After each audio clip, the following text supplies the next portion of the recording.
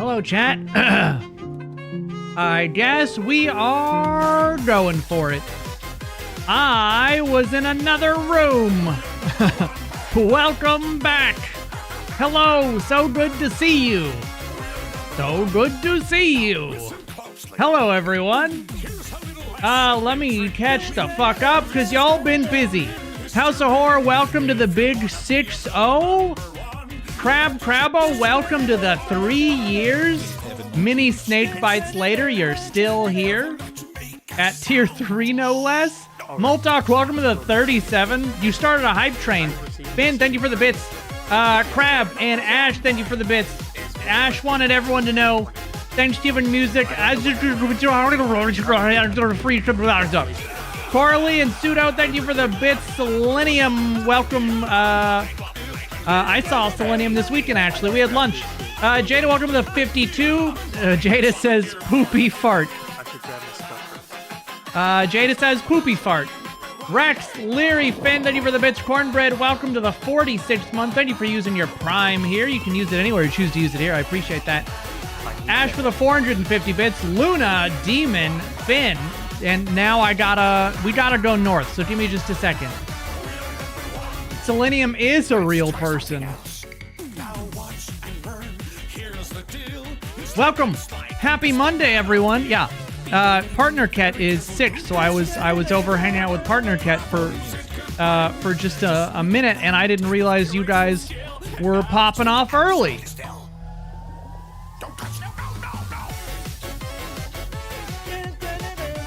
Vicious, thank you for typing 100.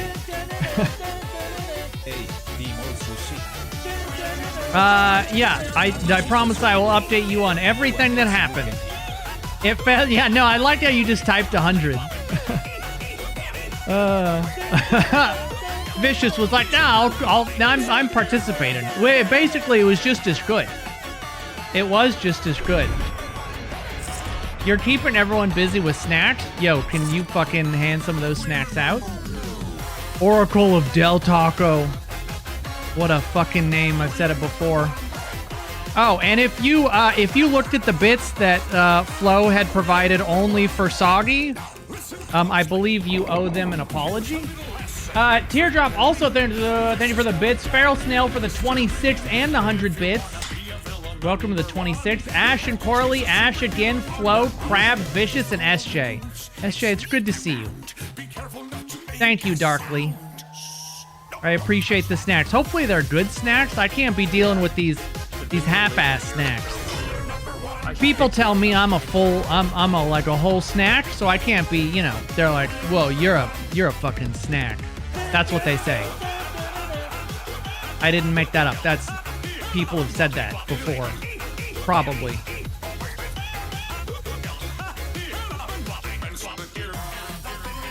Oh, it's really hard to see. Oh, we're good. We're good. We've done it. We've done it. The snacks are rice cakes. If I was a snack, I'd be a rice cake. Pesky Pixel Pixies, welcome to the 27. Big Bad Bobby D, thank you for basically the bits. Very important, chat. You know the drill. Only eyes. I made a fruit salad with honeydew, pineapple, apple slices, grapes, and honey for dipping. But did you add yogurt? If you didn't add yogurt, I'm not sure that it's a fruit salad. Only eyes, chat. Only eyes. Okay, chat, right up here. You know the drill, right up here. Right up here.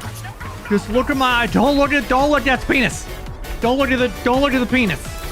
That is a penis. He's gonna cut it off and he's gonna look back down. Now there's no penis. It's like a magic trick. Don't look at it. Oh my god. Goodbye, chorizo.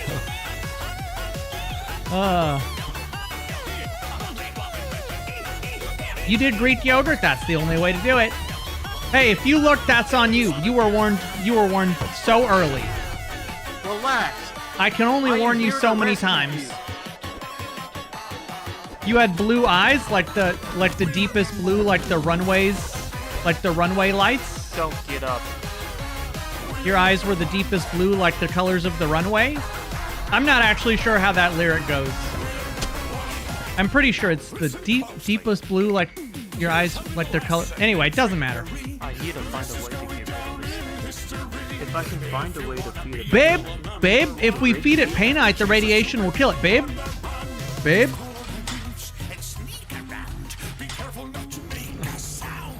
Babe? Babe, if we feed it... Babe?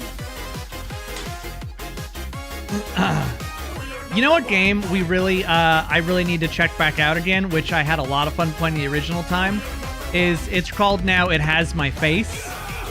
But it's that game where I had to look in the mirror and we had to find the imposter. How can we look at you and not see the penis? Well, if you just do a focused look, just take your eyes and do what the camera does when you just focus on like one point. If the Nikon can do it, what the fuck? How did that happen? If Nikons can do it, you can do it. No. Focus on me. No. I said if you just focus on me, you wouldn't see Turbo Witch. Yeah, it's never gonna make sense. It's just what happens when a hype train happens. Chat just is really focused on penises.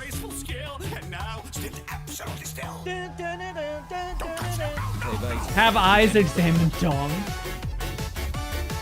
Listen, if that's what you guys are taking from that, I can't stop you, right? I can't stop you. A run through at dead of night? Oh, we should. But I don't think I could do it. I don't think I could do the whole thing during a hype train.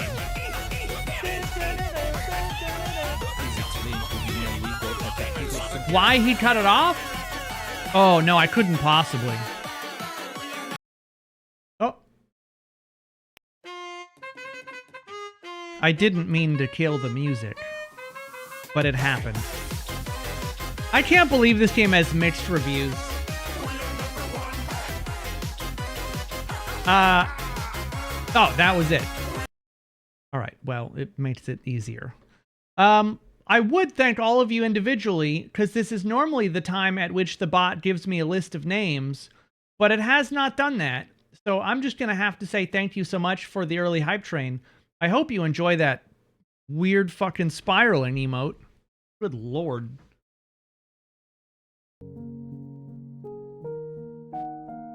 The bot is having, you know, issues lately in general.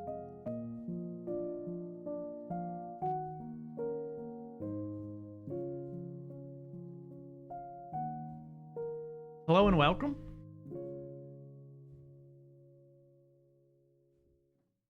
That spiraling emote is something. This developer has not released any new games, which makes me so sad. Yeah, Pesty, welcome to the 27. Let me go back and make sure I got all these. Pesty, the 27. So good to see you.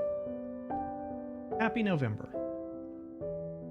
Feral Snail, welcome to the 26. So nice to have you.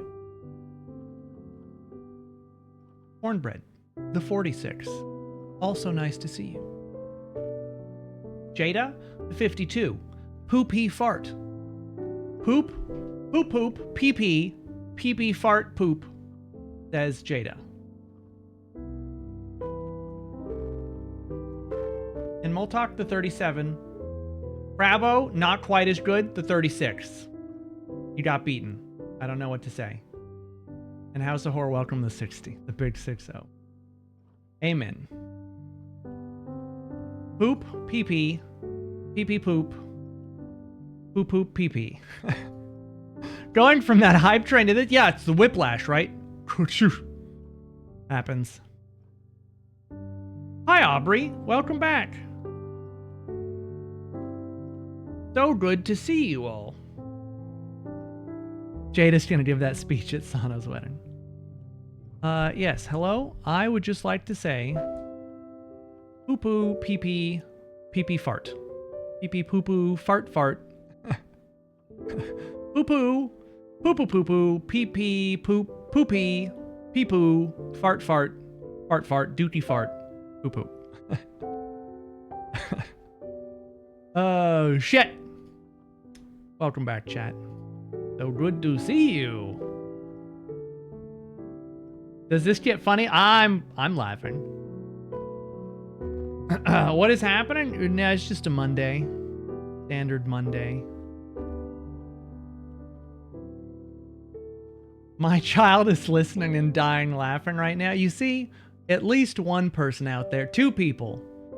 Jada and Aubrey's kid. Both enjoyed that. You're welcome. When does the entertainment start? It doesn't. That's the fun part. It doesn't. This is it. I'm sorry I missed Friday, not because I think I might have hurt Sano's feelings, but because it broke my streak. Yeah, I mean, that's on you. You're gonna have to deal with that the whole time. I'm sorry. You can't undo that. Ash, thank you for the bits. Yeah, hey, what up, DP? Hashtag likes DP. Hashtag he likes DP. Hashtag they enjoy DP. Did you know that I already know this one. I've already heard this one, SJ, but I'm going to read it out loud just for you. I was going to save this for my sub next month, but did you know that Irish chili only has 239 beans? One more and it'd be too farty.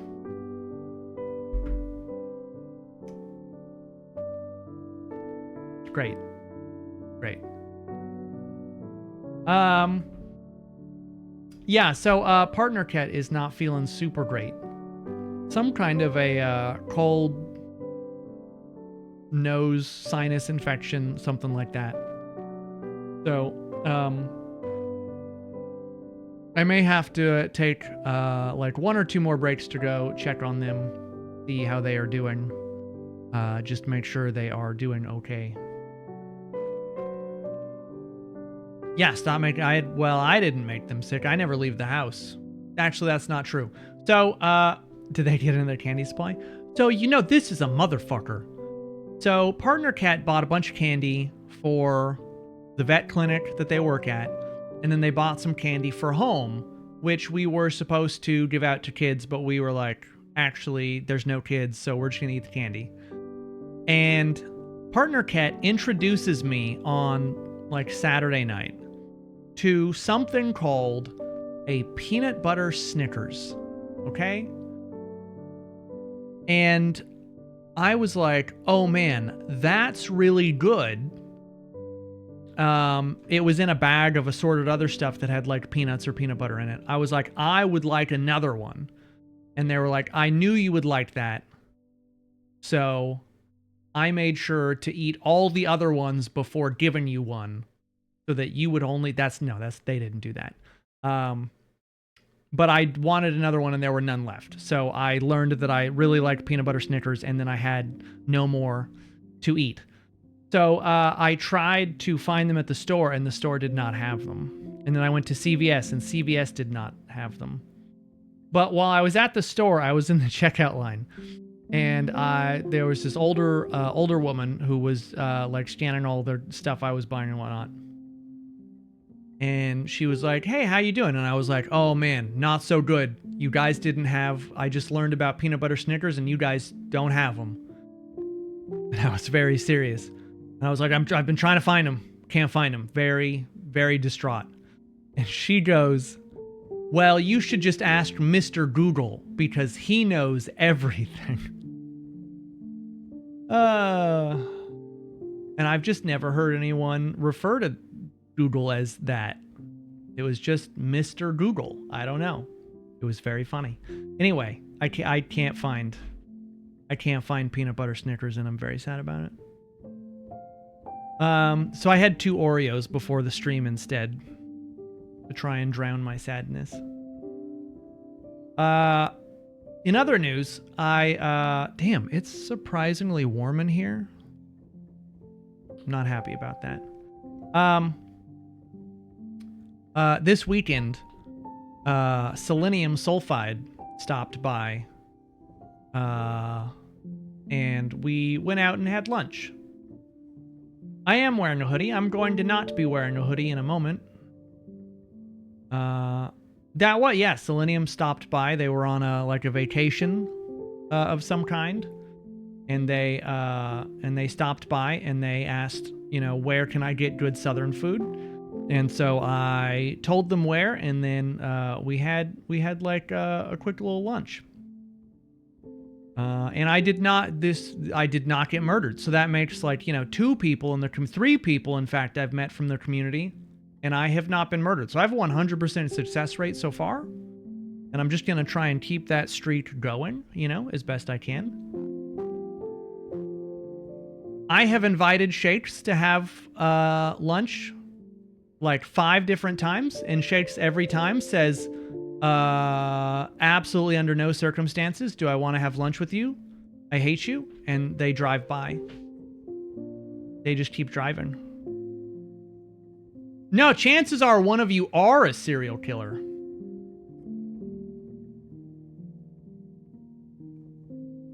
With 100 of you here, chances are one of you is actually a serial killer. Not me, Colden. Yeah.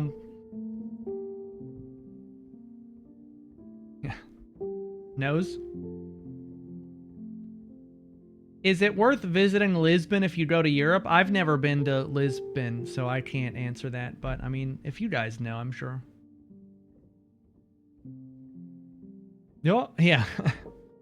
But, hey, I don't think I'm a serial killer as far as I know. I have been known to kill a box of Reese's Puffs, though. And that is cereal, so I'm not sure kind of what the crossover is. There have been like 7 people who have launched Phasmophobia, and they all have the same PFP. And I think it's the Bearded Baron's PFP, and they all have the same fucking...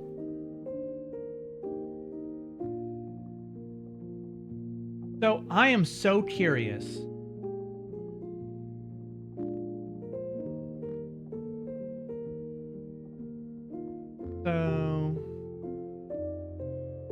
So Killadrix, you know, we played that co-op game. I love when you say, like, copy link, and it copies a link to the fucking... Can I just actually copy the link?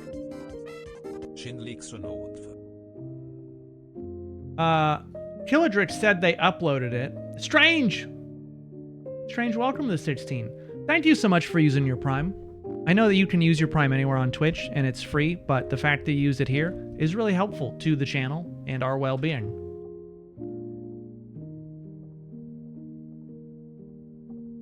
Oh, I can't watch it because it's private. Killadrix said it's private on the channel, but anyone with a link can view it, and that was a lie. Unless I need to be signed in, I'm not going to do that right now. Someone should tell him that, I'm going to tell him.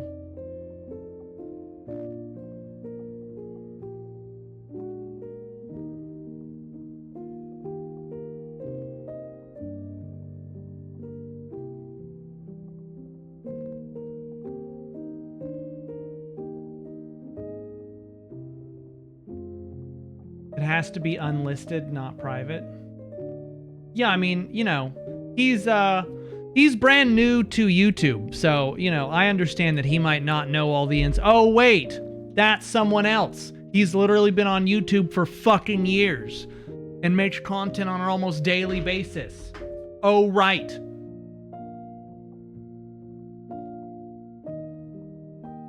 Oh, right.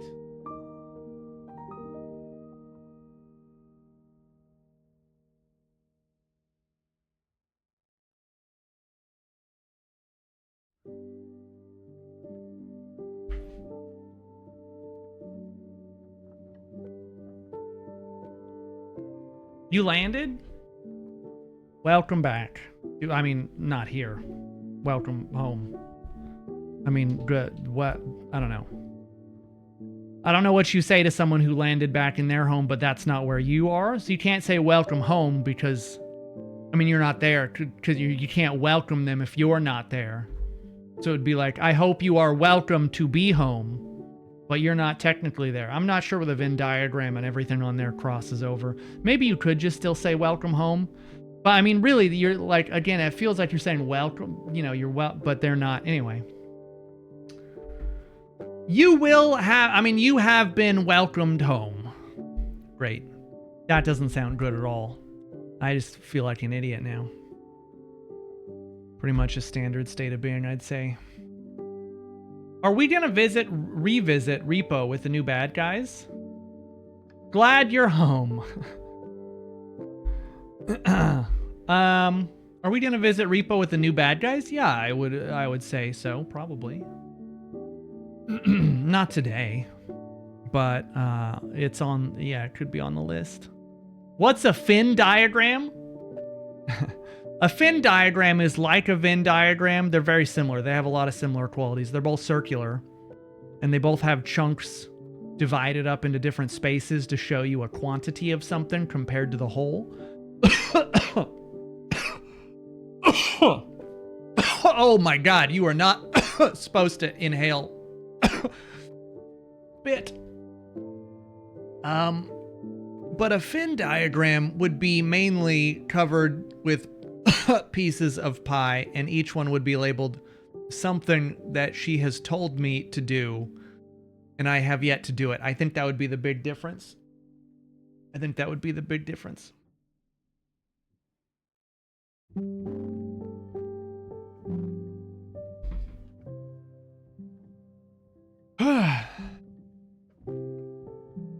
I just breathed in and it was just there in my lungs. Yeah, never trust oxygen. It'll let you down every time. And there's probably poop particles in it. Poo-poo pee-pee particles all over in your air. Your lungs are probably mostly pee-pee poo-poo. There's a bathroom in all of your houses. So being glad that there are 112 people here to hear me say that. Nope, I have an outhouse. So I wanted to... We can decide.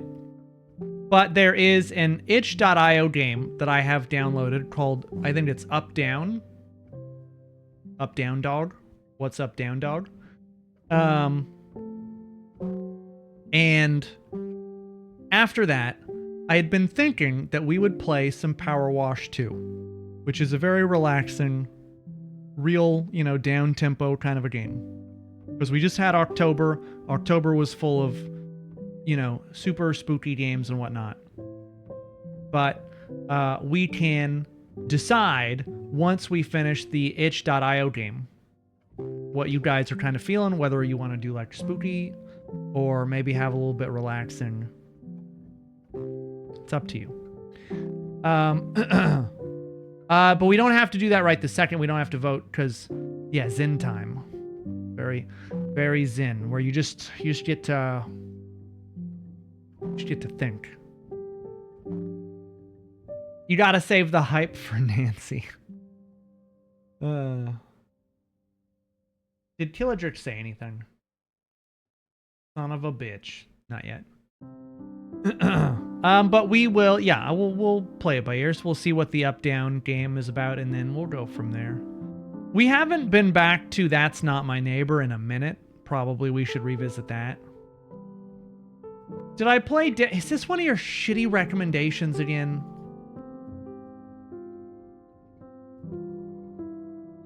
It's another one of your shitty, bad games that no one likes. Oh, actually, I downloaded this because I don't think this looked that bad. No, we haven't played that yet.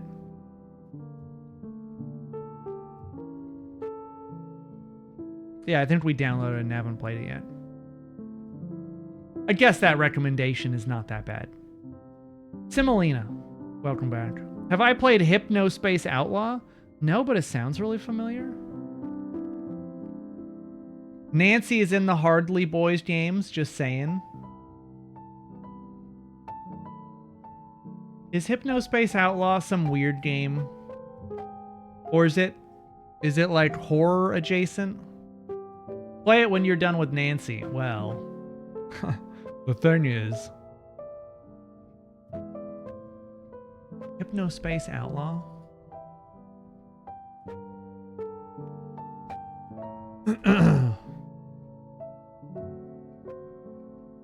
Oh, this is like one of those real weird games. Oh, yeah, this is a real bizarre weird game, isn't it? What even is this? Simulation point and click retro surreal.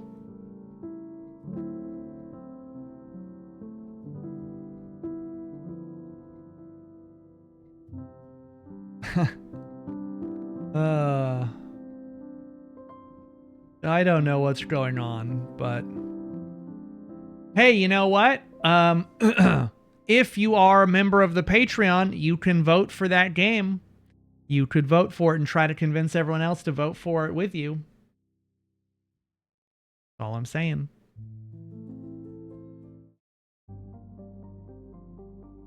Boo boo doo doo doo boo boo boo boo boo boo. Boo boo doo doo doo boo boo boo boo. Boo boo boo boo boo doo.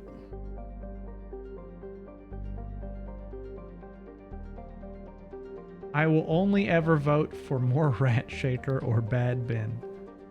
You know, I think on some level, I can appreciate... You don't know what that song is? Boo-doo-doo boop boop boop boop. Boo-doo-doo boop boop boop boop. Boop boop boop. Boop boop boop boop boop boop. Boo-doo-doo-doo boop boop boop. Someone out there is like, I know what song that is. He's just doing it really badly. It's the Boopadoop song.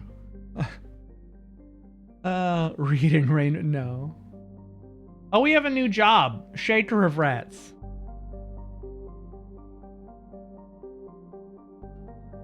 Should we do over-under bets on how often Sono mentions penises in general? Gaslight, gatekeep, girl boss. Listen up, girly pops. Gaslight, gatekeep, girl boss. SJ, you can't add extra stipulations. The Shaker of Rats is allowed to just do whatever the Shaker of Rats does. Whatever they feel is right. That's the job. That's the job. It's in the hiring paperwork. Okay. You guys ready? Y'all are fucking around. They get to make the decision. These interstitial videos are really cool. Oracle, the interstitial is such a fucking... That's like an expensive ass word, and I appreciate you using it because makes me feel way smarter than I am. So I appreciate the compliment. Interstitial is a three-piece word for sure. Moltok, congrats.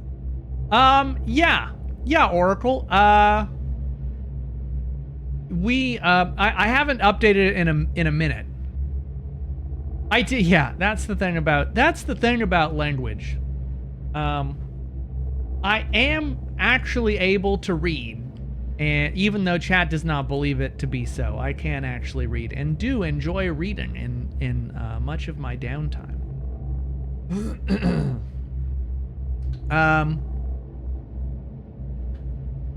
Yeah, I haven't updated that list in a minute. The interstitial segment. I've not updated those videos in a minute, but we try to record them whenever we can. I have a fairly large backlog now of videos that I need to add into it. The articles on horse porn don't count as reading. I mean, they do, though. I know that you would sit there and argue that they don't, but at the end of the day, whether you're reading the porn articles or whether you, are reading your pop-up book, SJ, on rocks that are shiny, reading at the end of the day is reading, and LeVar Burton would pretty much agree that no matter what you're reading, it's all good.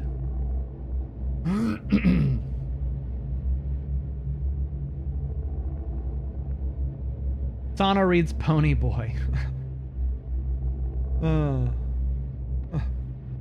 May we all be so lucky. All right, so we're going to start off the evening with a game called Up or Down.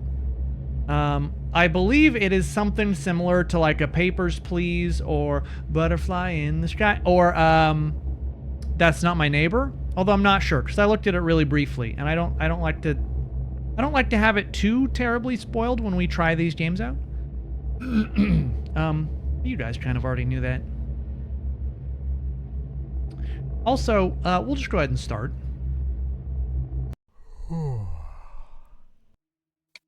What?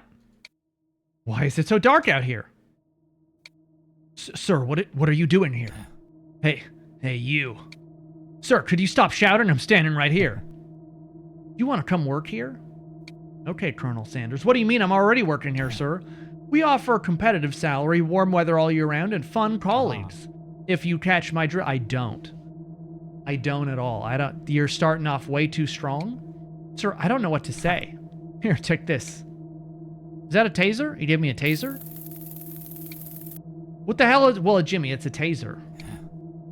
Don't use it and you die. Use it and you might stand a chance. People are counting on you, Jimmy. You start tomorrow. Wait. Oh, taser! Oh. Are we not going to taser that woman? What? Let me in, says Mrs. Graves. Who's asked? It literally just, Jimmy, you fucking suck at this job. She literally just said, Mrs. Graves. Let me in. And her name tag was right there. It said Mrs. Graves. What the fuck? Are you not just looking? Don't you? Fucking Jimmy's not going to do great at this job. Yeah, Mrs. Graves is having kind of a rough night. It's late, you know. She's been out bar crawling and all that. I wanted to just bring up that I watched all of season 4 of The Witcher this weekend. It came out, I think, this weekend or Thursday or Friday, whatever. The Witcher season 4.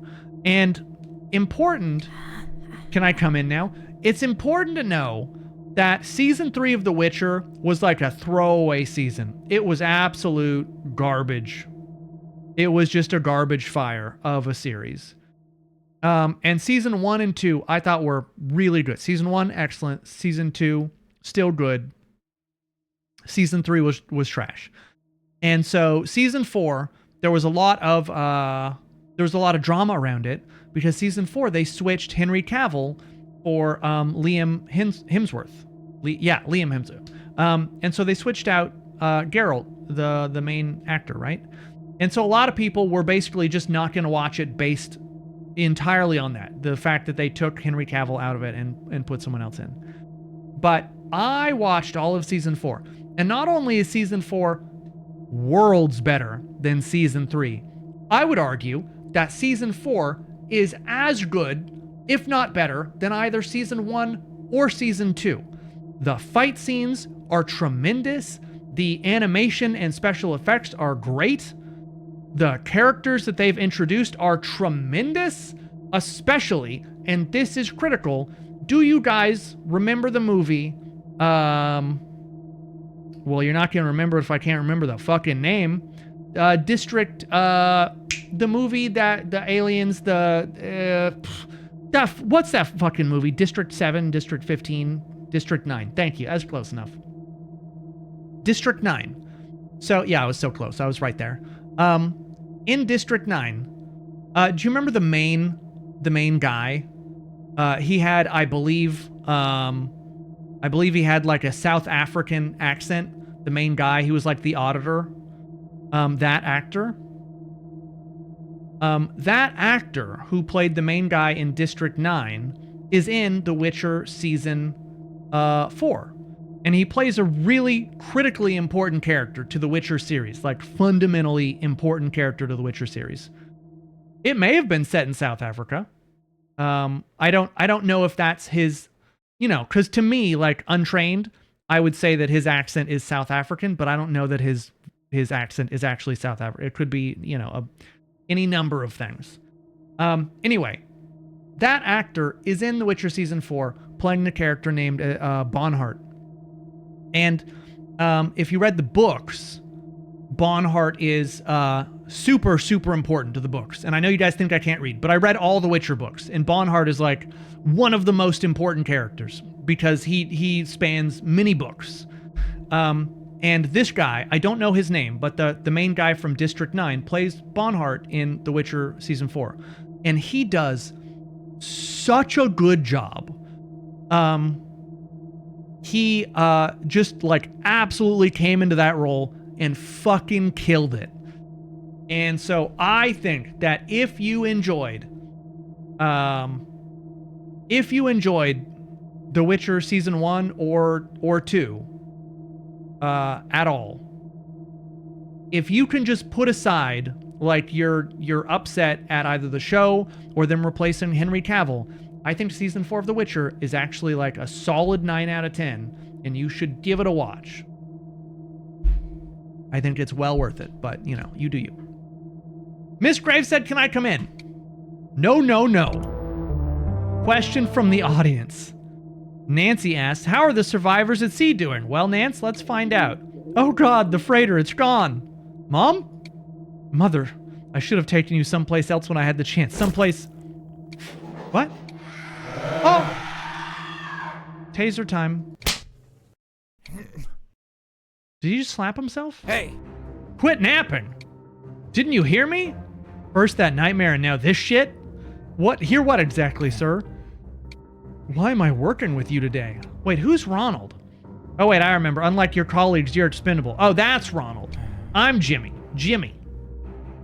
Me, Jimmy. Jimmy. What about Mandy, sir? She's always stalling and hanging around. Last week, I even caught her flirting with one of the guests. Oh, don't rat on Mandy or Mindy, whatever you said her name was. At least she's making them stay long. Exactly. And now you're a rat, and that's not a good look. Anyway, don't change the subject. Today is all about rescue. Rescue, sir, today already? Don't tell me you didn't get the memo. Oh, do you think this guy reads memos or anything at all? No. I thought today's schedule was just checking in with the guests. You know, asking how they're doing in quarantine. I thought evacuation was until next week. Jimmy, what am I paying you for? Sir, you don't pay me. For my service and my imminent promotion. Hey! Promotion? These are exceptional circumstances. No?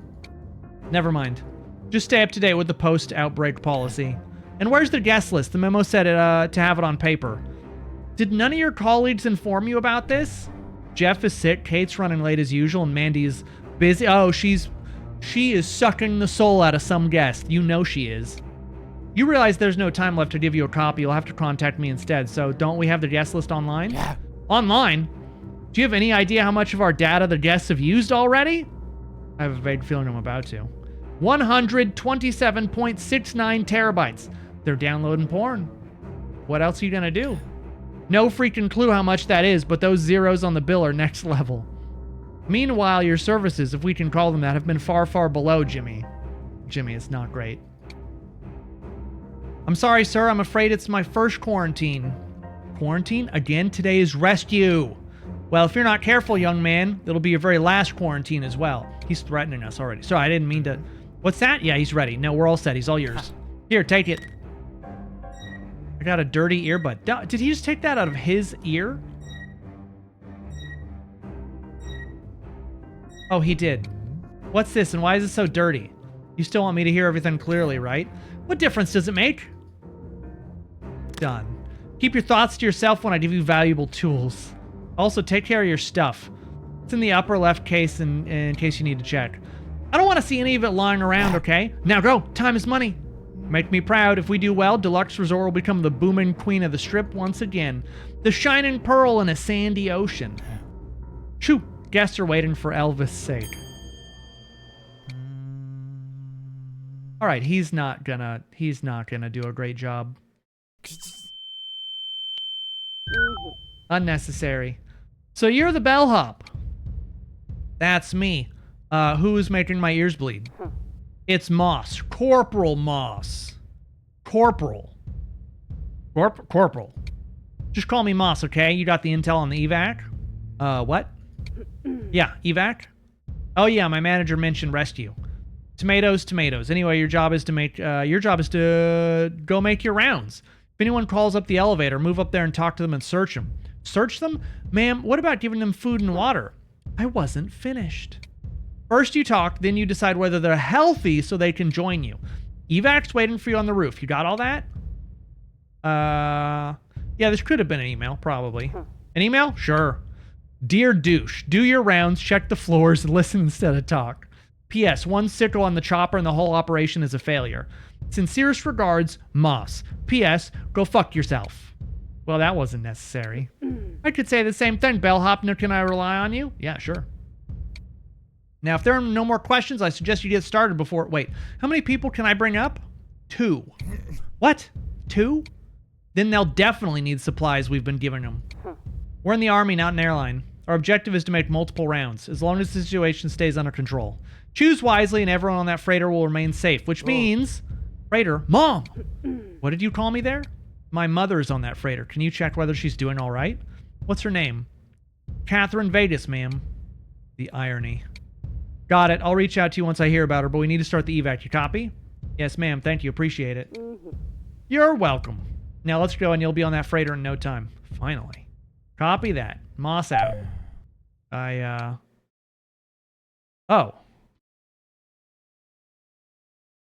2. 1. 5. 26.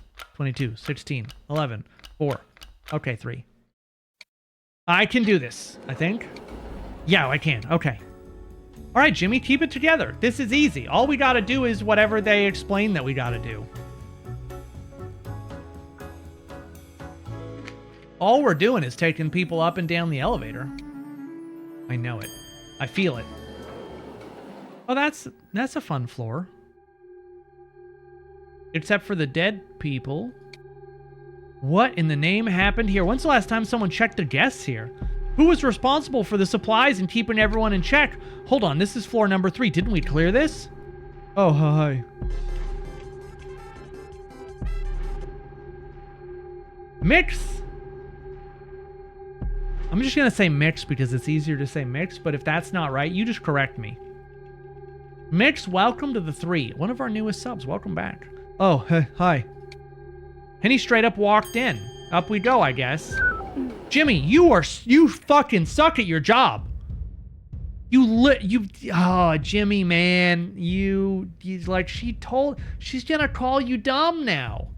Hold up, we can't have civilians barging in. Interrogate them. Well, what do I ask? Mal or Liz?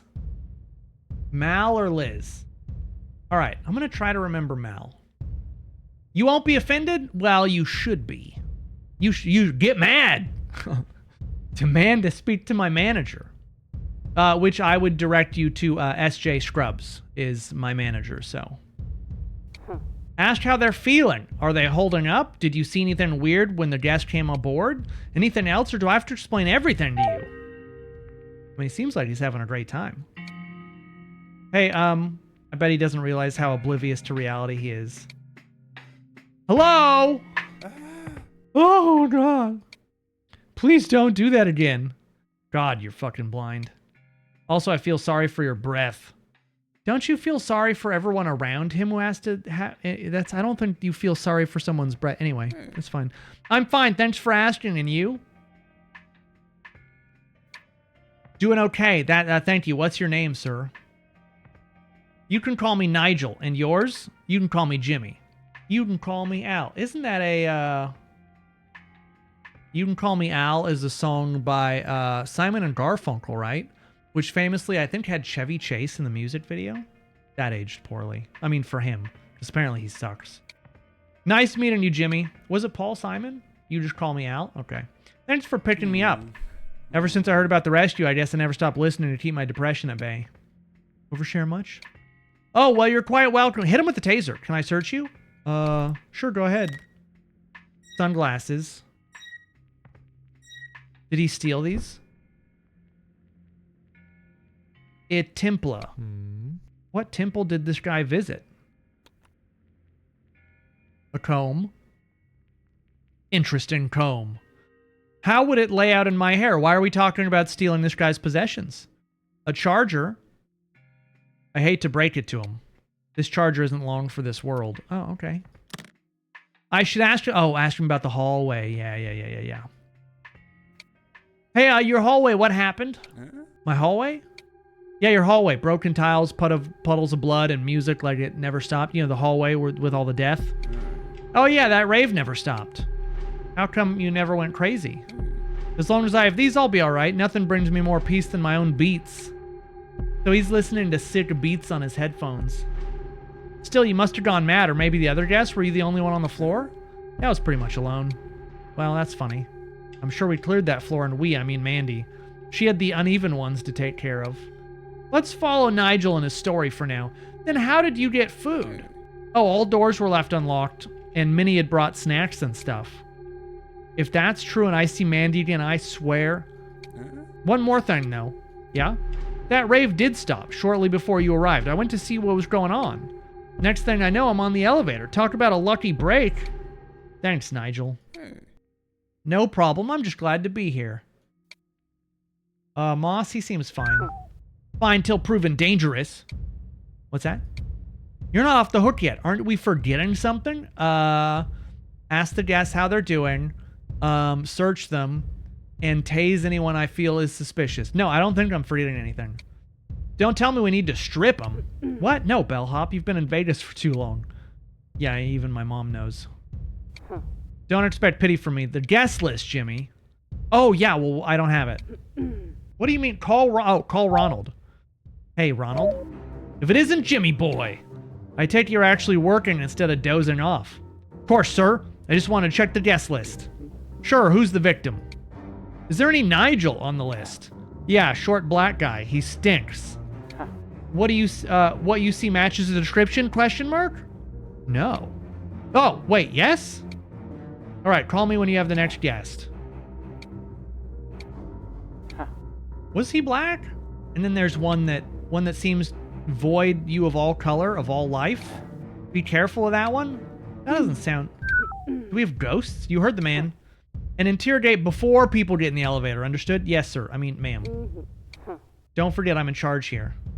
I can override the elevator. Ensure you'll lose your job while I'm at it. Instead, I'll confirm the floors from now on. You better not idle. Got that? Yeah, no, I'm good. Moss out. Oh, we did mention that his, we said we felt sorry for his breath.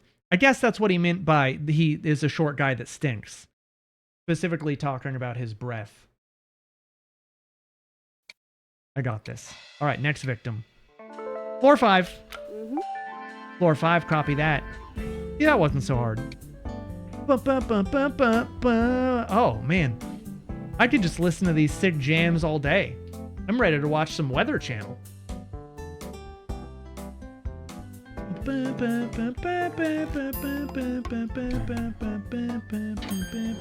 Oh! Okay, listen up. Before you may enter, I have to... Yo, what's the holdup? Oh, it's Flynn. Today we're leaving, right? Or am I wrong? No, sir. Good, step aside. Heed my words, Bellhop. Moss out. I'm afraid I can't let you join us, sir. Why not? I mean, not yet, anyway. Are you doing okay, sir? Do I look okay to you? I've been locked in here for fuck knows how long. I'm living on drops and crumbs, and you're asking if I'm okay? Understood. What's your name? Flynn, what's yours? Jimmy, sir. Well, Sir Jimmy. Just Jimmy. It's just Jimmy. I'm sorry, you gave birth today? And you're in the stream, Keem?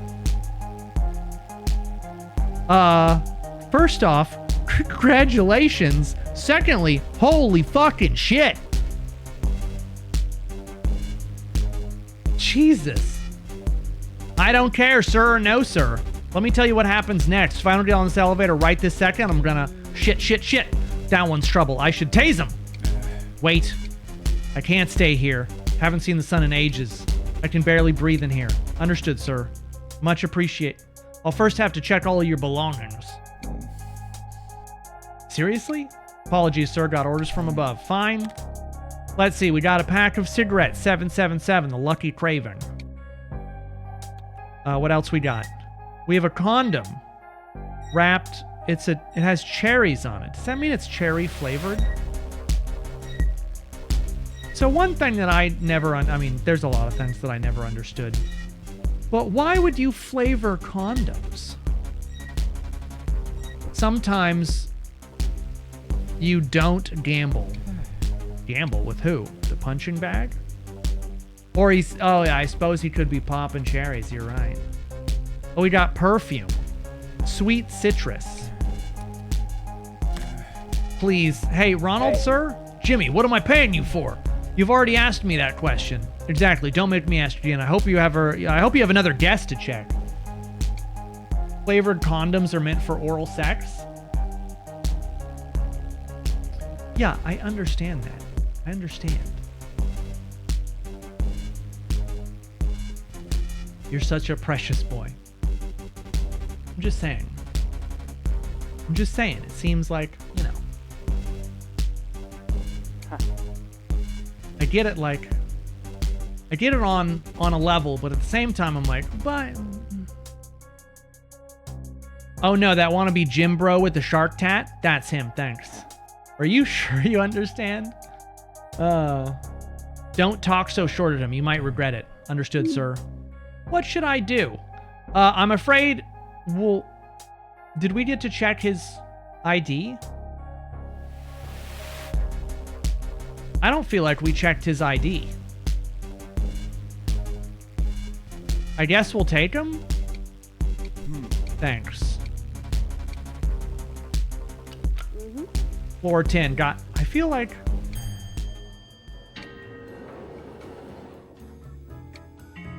And like a follow-up question? A follow-up question? Do flavored condoms actually taste good? Because anytime I see anything flavored with like cherry or watermelon or grape, whatever, it's always like an awful medicinal taste. So like, is it actually... is it a win? They probably taste better than an STI.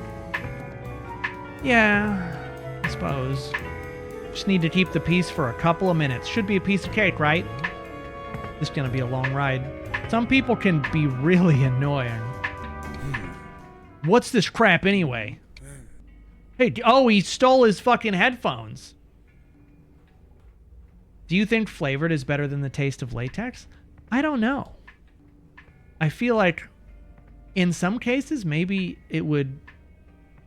You'd rather have unflavored than like weird medicinal cherry, but I don't know, that's just me. How can you even listen to this shit? Give it back or I'll...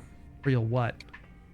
Intervene. Taser. We have a taser. Do I need to remind you who allowed you on this elevator? Or shall I throw you out? Yeah, don't be a dick. Yo, bellhop. Why are we going so slow? It's... And what's with the noise? You trying to hypnotize me or something? That's the hotel... Oh, and the smell? That you are fatty over there. Nothing tastier than strawberry-flavored rubber spermicide. Yeah. That's kind of what I'm talking about. Kind of what I'm talking about. Also... I'll leave it. Well, my turn to talk? Great. Well, disgusting. I'm a light up. Oh, he's smoking in the elevator. Oh, hell no. No smoking under my watch. Hey, give it back. That's mine. That's mine. Oh, breaking news. New symptom found. Deluxe resort prepared for the first day of Las Vegas rescue parties. We're interrupting Betty Eats Pigs for what seems to be progress in the discovery of symptoms. Symptoms associated with this new outbreak reported right after a heavy earthquake hit sunny California. According to recent studies, anyone who carries a bad smell could potentially be a threat to any normal human being. Moreover, scientists confirmed that if anyone is displaying these symptoms hides violent urges. Urges that, if not identified soon enough, potentially lead to grave cases of crime, such as assault and murder. Your class ended them with asking us to sign a pledge to remain abstinent. The poor teachers were younger and clearly uncomfortable with the whole deal, but had to do so because of the Midwest. I don't know what's worse, that or not getting sex ed at all. They didn't do sex ed for our high school at all. We'll be right back. We have a 3-minute break. Oh, look at that. It actually played the music.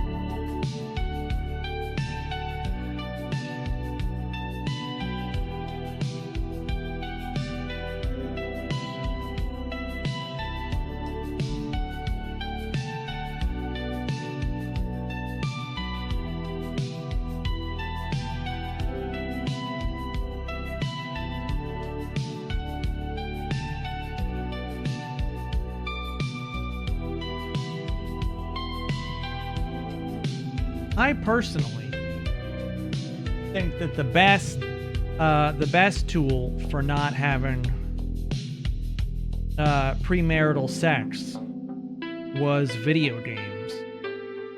Because let me tell you, I was never at risk of having premarital sex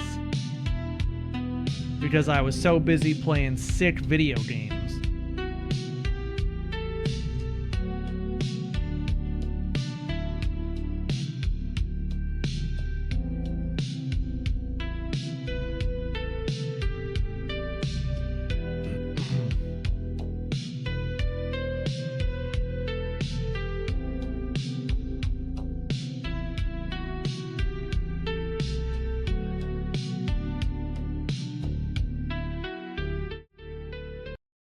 Not chat remembering Sano's stories of being oblivious that women wanted to sleep with him. It is true.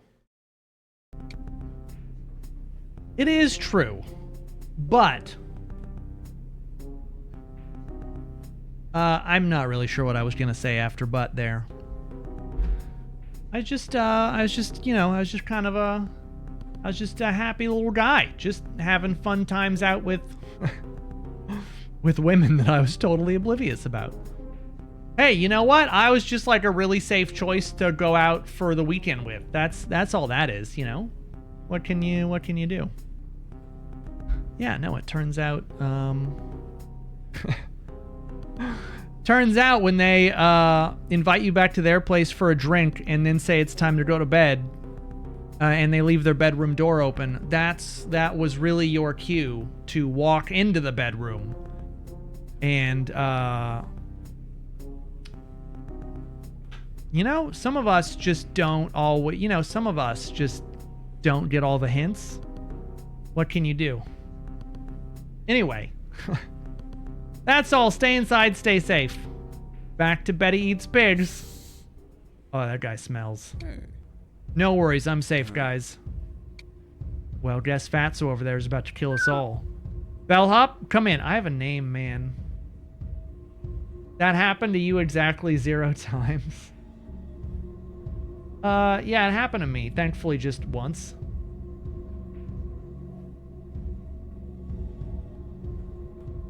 Listen. In my defense, I was just ahead of the curve on don't ever make assumptions and women don't want uninvited attention. Okay? I was just waiting for the official invitation and I was just way ahead of the curve, you know? I was just way ahead of the curve. That's what you know? Bellhop, come in. It's Jimmy, ma'am.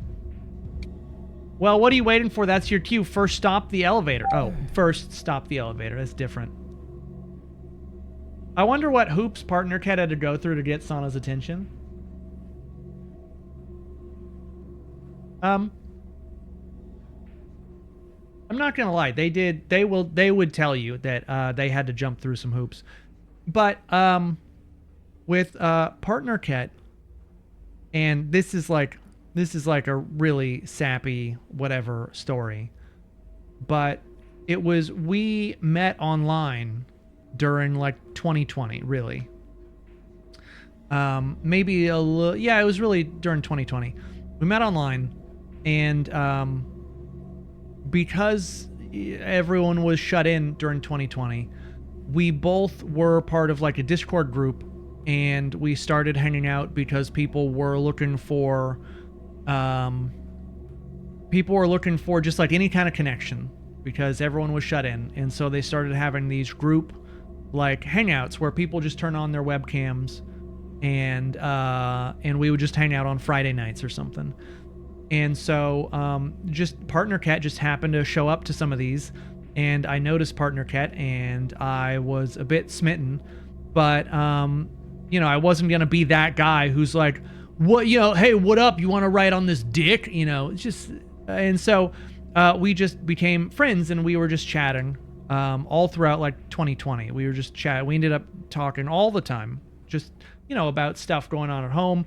I would send Partner Cat photos of the cats that Zad had at the house, and we would talk about animals and stuff like that.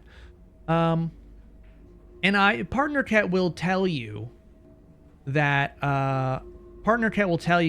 they definitely were getting a little tired of me not, you know, making any kind of a move, but it truly was because I valued so highly the friendship that we had made, because we were chatting every day, and like Partner Cat became very much like, you know, my rock in terms of, you know, like friendship and conversation and just staying sane during 2020. And I was really afraid that if I was suddenly like, hey, I really like you and would love to, you know, date and make this official, I was really afraid that if I said that it was going to ruin like a year's worth of, you know, just enjoying each other's conversation and company online and stuff. And so I was really not willing to risk that, especially because, you know, in 2020 and in the last couple of years, you hear so much about women and their stories about how like every woman has that story about their male friend who one day is like, hey, you, and they're like, oh, fuck, you know? And it just ruins the entire friendship because they, you know, their male friend just can't keep themselves from, you know, having that conversation and you're like, fuck, man.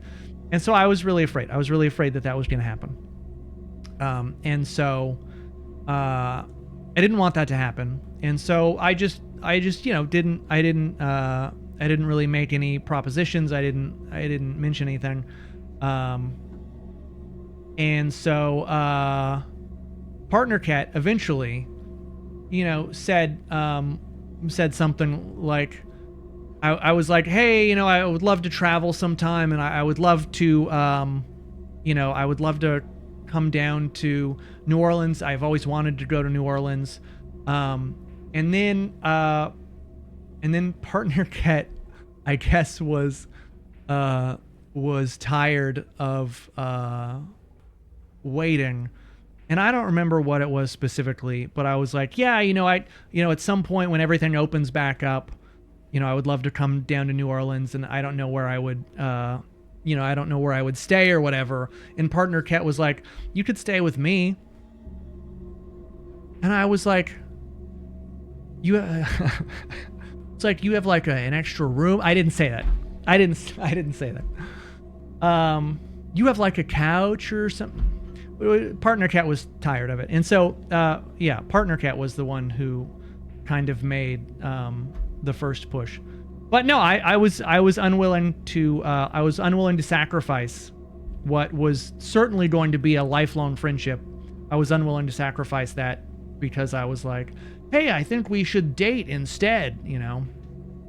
Because I was terrified. I was terrified because you hear so often, and I'm sure all of you guys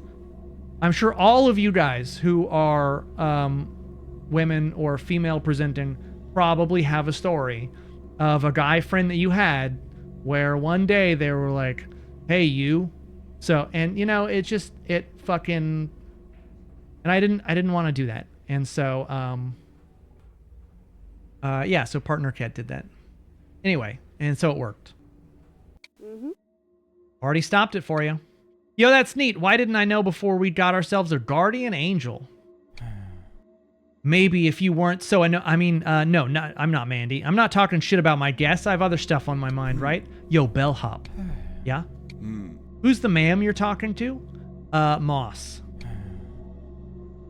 What do you mean? She's hot? She's single? I'm surrounded by... No, I must resist. Or should I? What if I told you she's the AI controlling the elevator and she only listens to my voice? Hey, ma'am? Yes? You hear that? She notices me all right. Sweetie, are you seeing someone? One more word out of your sorry mouth and your ass isn't going anywhere. Don't you dare. When tea time's over, inspect everyone. Let's get this over with. Oh, shit. Okay. So this is, I wasn't sure what kind of game this is going to be. This is like a very Danganronpa style game where you have 3D, but characters are kind of in a 2D plane. I'm glad to say this isn't a surprising story. You seem like the type to be decent. Yeah. I mean, I like to think so. I can credit two things in my life that have helped me a lot with romantic partners and respect. First off, it is that I grew up with 2 older sisters, and that helped. That helped a lot because they would always tell me horrible stories about like how men treated them and like what they were looking for in partners, etc. And so I learned a lot. And the second one is just not being like super confident in my early life with romantic partners, and so like that made it easy because then I could just, it was like never a concern that I was gonna be anything other than friends with people. I friend zoned the fuck out of my husband when I met him. Then he lost a bet, and the wager was dinner as friends. And I was like, "Oh crap, I like this guy. Oh shit. Oh fuck. Oh shit. Yeah. I'm afraid I'm gonna have to smell you now, Nigel." Oh, okay. So help me, Mom. Forgive me for not getting a better job when I had the chance. And sorry to say this, but you could use a shower. That's the least you could say. Hey, back off, okay? My little thing that goes on the cord is weird. The moment I'm out of here, I'll take care of it. You'll see. All right, I'll smell. Okay. Well, isn't this nice? I'm afraid I'm not following, ma'am. The 3 of you acting as if nothing is wrong. What's wrong? The guy could be a killer, and you'd let him come with us. I mean, you mean what? A bar of soap will fix it? This outbreak turns people into killers, Jimmy. One wrong call and the people on that freighter will die. One wrong call and we let them stay here, right? Stay here? Oh no, Ronald really didn't say anything. Say what? You never wondered why you had to be in this particular elevator? Why is that? Try to lift the floor tile in the middle of the elevator. Oh, it's a pit.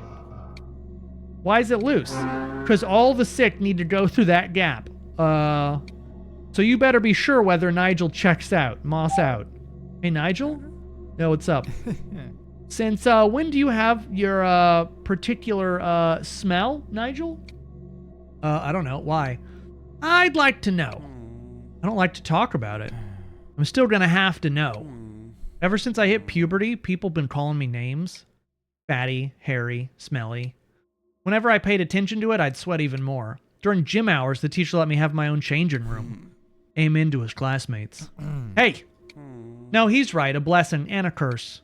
Then one day, my 16th birthday happened, and my grandma gave me these headphones. She passed away 2 weeks ago. Sorry to hear that, Nigel.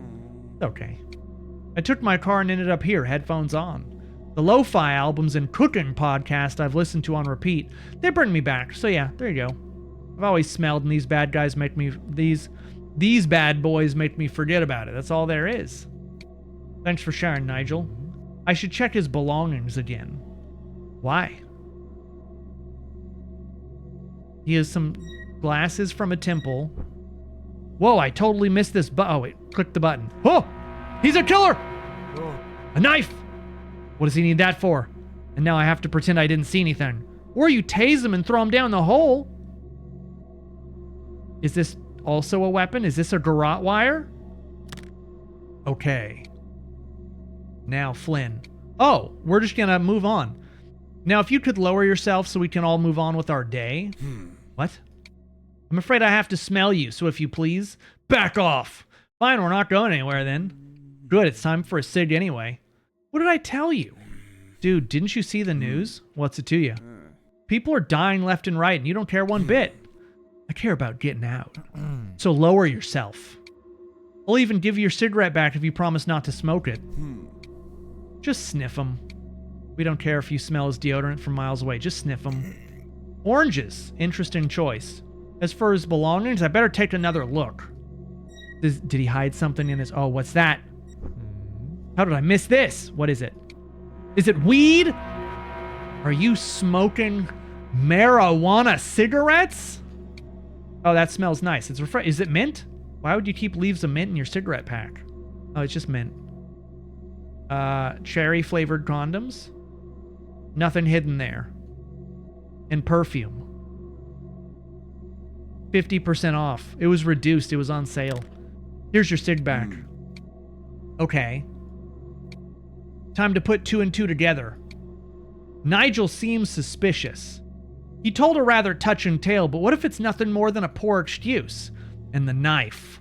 Flynn, on the other hand, seems incapable of smelling badly, unless you disagree with his choice of deodorant. But then the mint leaf in the cigarette pack? What smoker does that? Also, working out's the perfect excuse to mask his scent with whatever he's using. I need a second opinion. Moss, are you there? Bellhop, come in. Hey, suppose someone is suspicious. Check your left chest pocket. What do you... Oh, no. At ease, we don't want you drawing suspicion now, do we? What's this? It's a stun gun. Who gave me this? What's it doing here? Your manager provided you with this so you could clean up any messes deemed necessary. Ronald? I didn't sign up for this. Too late now, Jimmy. Now listen to me very carefully. You've heard their stories. Now decide whether they pose a risk or not. As I said, to ensure everyone's safety, Ronald has turned the floor tile into a hatch. I gotta stop playing with this. I gotta leave it alone. Okay. Hi, Color. How you doing? Drop any target you believe to be a danger in there. Understood? Whoa, whoa, whoa, whoa, whoa, whoa, whoa. Let me think. Jimmy, we can leave them on a floor. Give them supplies. Maybe they won't turn. Jimmy? Now I know one has to get hurt. This can work. Jimmy! Yeah? Ronald and I have talked about this. It's too dangerous to leave them on empty floors now. You're wasting resources. On top of drinks and food, your manager mentioned cleaning costs in case they go full nuts. But most importantly, your precautions are temporary at best. Anyone with a bit of willpower, adrenaline, or drive to kill can barge through your staircases. We're spread too thin to provide any meaningful military defense here. We can't take the risk. But it feels so wrong. Jimmy, we're counting on you. The outbreak survivors on that freighter are counting on you. If you let even one contaminated target slip through, the survivors will not only die, they will have died for nothing. Soon we'll have a vaccine ready. They can't die before that happens. Not to mention the research resource we're spending. So I ask again, understood? Yes, ma'am. Now go face everyone and make up your mind. One thing I've learned over the years is to start with the most intimidating ones. Okay. So we have to decide based on very little information whether these people are safe or not. But I feel like I don't have enough information. But maybe it's really straightforward. The other guy has a knife hidden in his thing, and he does smell like he fits exactly the the criteria, right? This guy doesn't smell. I didn't find anything weird on his person, and he was on the floor with the workout stuff. He smokes and he has cologne on him of some kind. But like, are we supposed to just...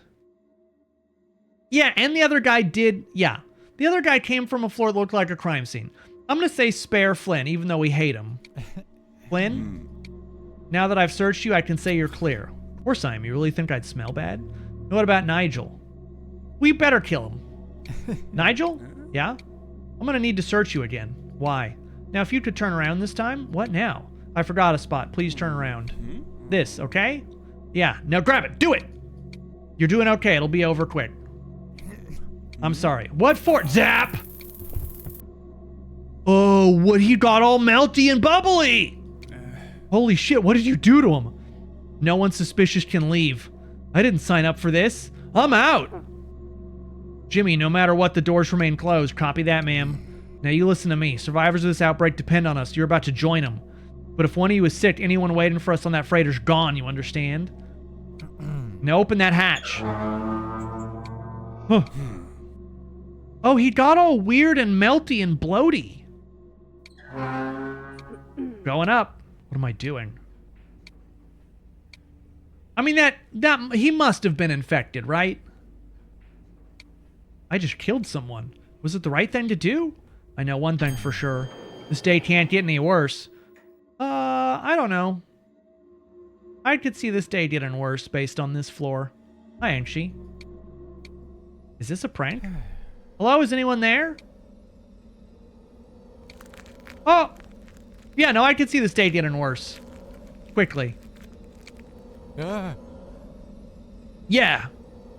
Yeah, I'd say our day's about to get significantly worse. Hello.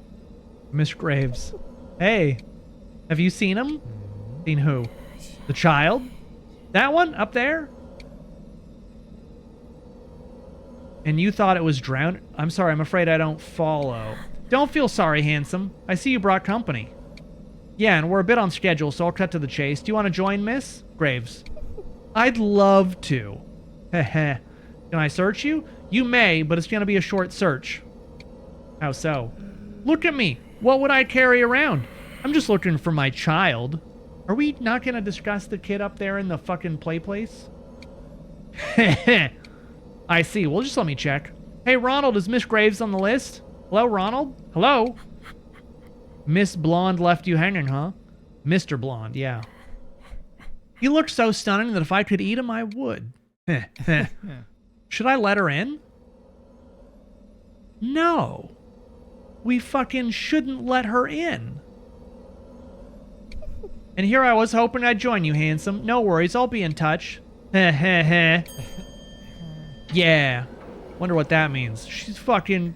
I'm not letting her in. Bellhop, come in. Yes? You need to hurry up. Rooftop's under attack. Copy? Yeah, we'll be there. ASAP! Rooftop. Something's off. What did I do wrong? Is it someone I invited? Someone I turned down? What about Mom? Is she on that freighter? Are we there yet? Yo, what's that? What's what? Oh, crap! Well, don't just stand there. Fix it! Let me call Ronald. Shit. I can't reach him. Help! I really don't want to die here. Oh! Finally! Ma'am, is my mom on that freighter? We've lost contact with the base. Get over here! Now I guess we know who's going inside the chopper. Hop in. What do you mean? Don't we have room for one more? We're not coming back! I see. After you. Alright, Flynn. Let's go. For a long time, it was just dark until we saw it. With the freighter in sight, we thought we were safe. But were we? You must be Flynn. Flynn? Oh, yeah? You can relax now. Soon we'll hit base where you'll be looked after. That sound good? Thank you for playing. Yeah, thanks. Did we really make it? I'm so confused.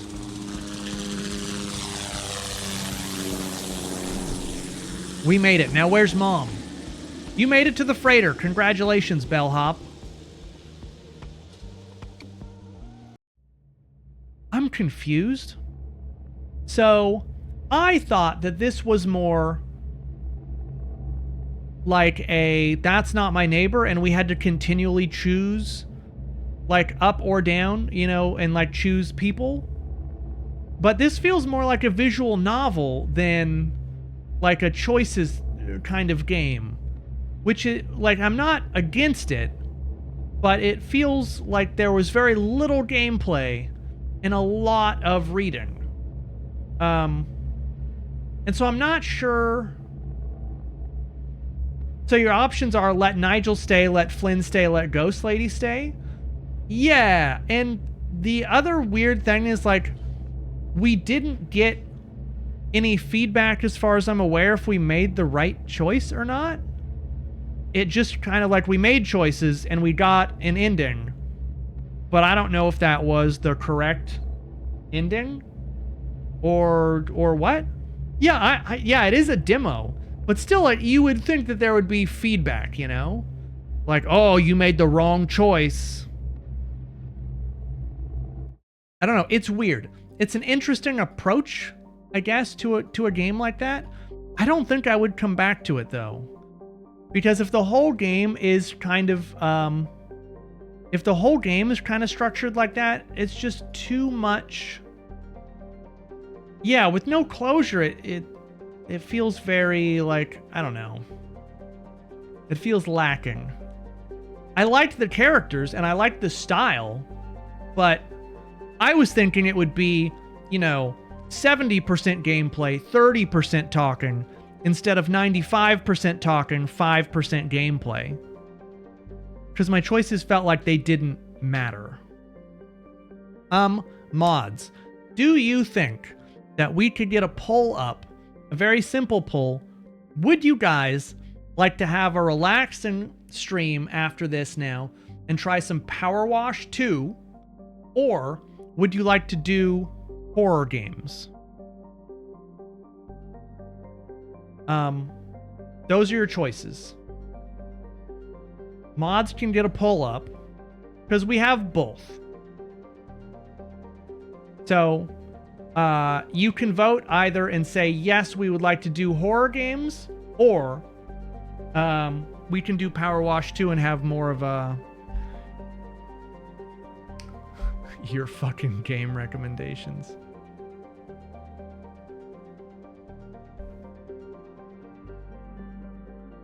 Oh, it's a fucking doll game? That's what you're recommending?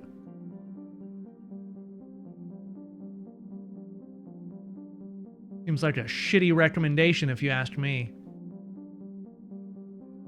Single player game about a doll.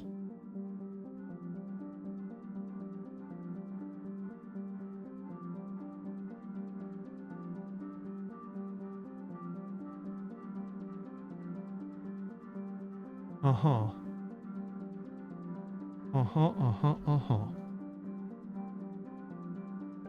Yeah, vote in the poll. Chat, vote in the poll. I will be back in one moment. Vote in the poll, and then we'll decide what we're gonna do. We'll go from there.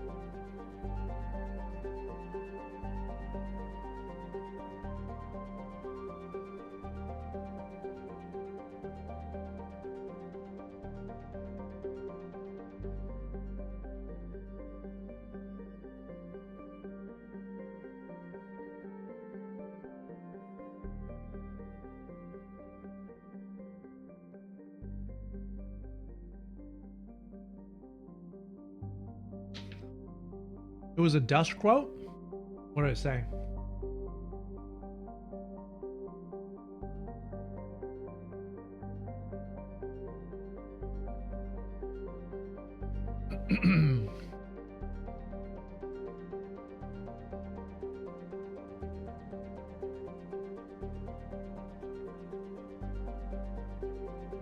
Is this Nancy Drew? That time when Nancy punched Brenda in the mouth? It sounds like you guys want horror demos.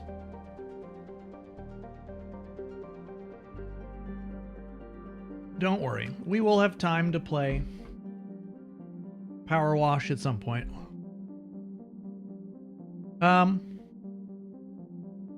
Okay. Okay. Let's see.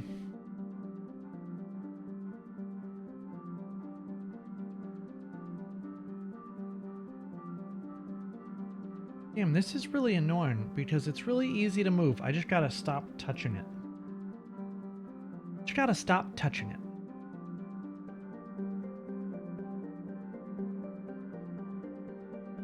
We have a lot of horror demos, so don't worry. As much as I love PowerWash, I'm playing through it with friends and don't want spoilers. That's fair.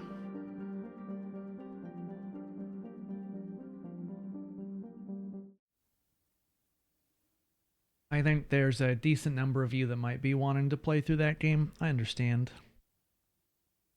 Listen, we go where chat wants. Please select the flashlight control method. Automatic? No, I would like to control my flashlight. Manual. I want something that fucking spooks. You feel like we haven't found a really good horror. Marvelous, were you here on Friday? It sounds like you may not have been here on Friday for Subliminal. And it fucking shows.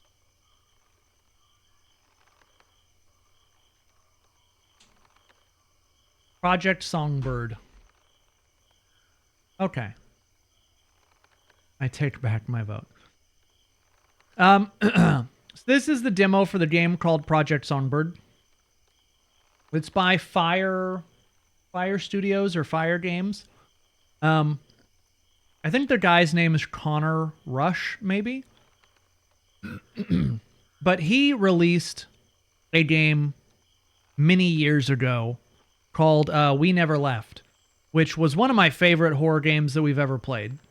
And this is his new thing that he's been working on for lots and lots of time.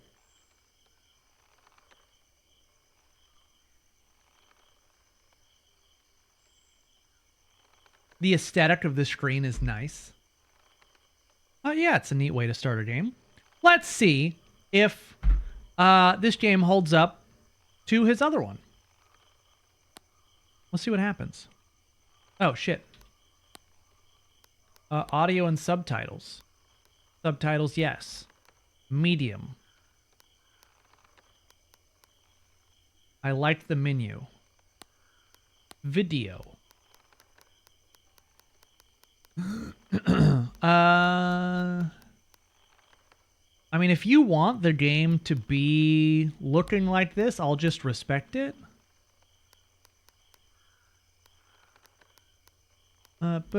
No head bob.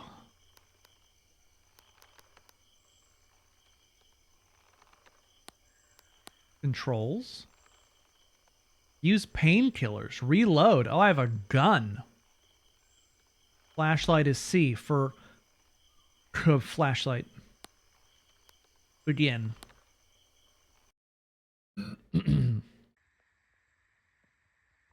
Oh, camera shake? I'll check it. Sorry, Fire Games, not Fire Studios. Flashlight.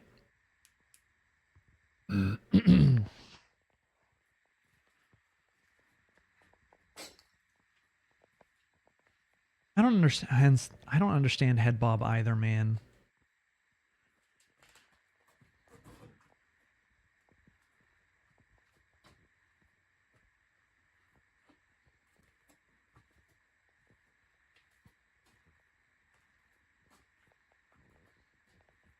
It's weird because with all the filters on this looks crazy realistic, and I dislike it.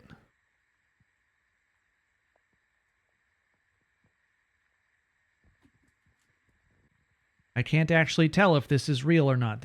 Wait, is this actually fucking real? No. This is video game, right? No, this is, I can't fucking tell. This is real, isn't it? No, this is real. Okay, I thought it was video game, but this is real. Unless Connor Rush got very, very good.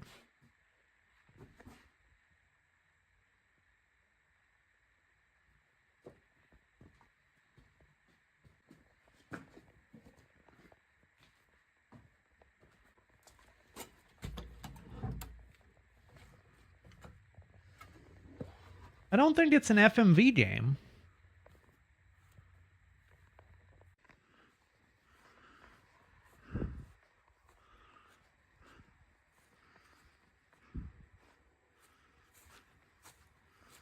I'm curious because Connor Rush's last game, We Never Left, was tremendous. It had such good voice acting.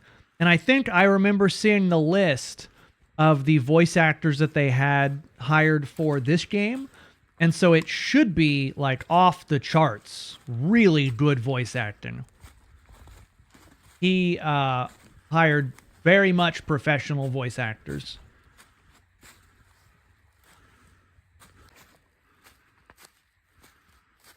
I still remember in We Never Left, the main guy, the audio tapes that you hear, I was like, that guy is Ben Barnes.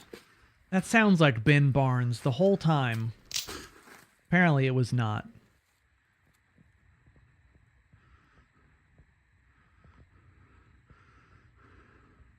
You never just go for like midnight woods strolls? Notice. What you're about to play is a teaser for the upcoming horror game Project Songbird. The teaser was created to be its own complete, standalone experience with unique environments, altered gameplay mechanics, and an original sequence of events. Typical white person type shit. You don't think it sounded like Ben Barnes? I fucking disagree, but that's okay. Bella, welcome in. Silent Hill 2? You and Poe both playing Silent Hill 2. The goal is to set a general tone in the atmosphere that you can expect within the full release of Project Songbird. It's not intended to be a literal representation of the final version of the game. Project Songbird teaser Faceless does not have a save function and is intended to be played entirely in one sitting. Are we thinking about Silent Hill F? Nope. No, we are not. It's just not, it's not my jam. The survival horror kind of thing is just, there are a lot of games that I know you guys would like me to play, and often I will just say, fuck it, and we'll play them. But Silent Hill crosses into that kind of territory of, I hate survival horror in general, and it would be so long that my enjoyment would be palpably missing, and I do not want to subject the people, the viewers of the channel, to that. Like, if I dislike, one of these little indie horror games, we can still get through it. Because they're usually short, 45 minutes, an hour, whatever.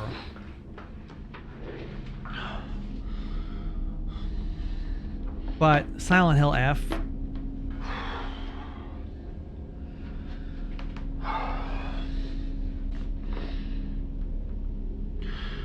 Hi. My name is Connor. I'm a video game developer, and since around the start of 2022, be my sophomore year of college, I have been developing a video game called Project Songbird. What you're about to play today, while yes, is a demo for Project Songbird, it's not a demo in the traditional sense. While there is content from the final release of the game in this teaser, a vast majority of what you're about to play is original content created for the sole purpose of this demo. Is this like meta And fourth wall breaking? I really hope Is this that it gives you actually... an idea of what I want this game to be. Is this actually him talking about the game, or is this like part of the horror?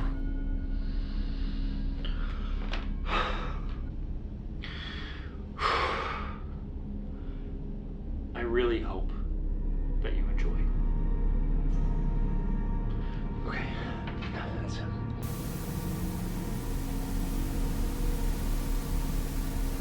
Oh! That's a red-ass fucking door. I mean this in the nicest, most platonic way possible, but Connor's kind of a snack.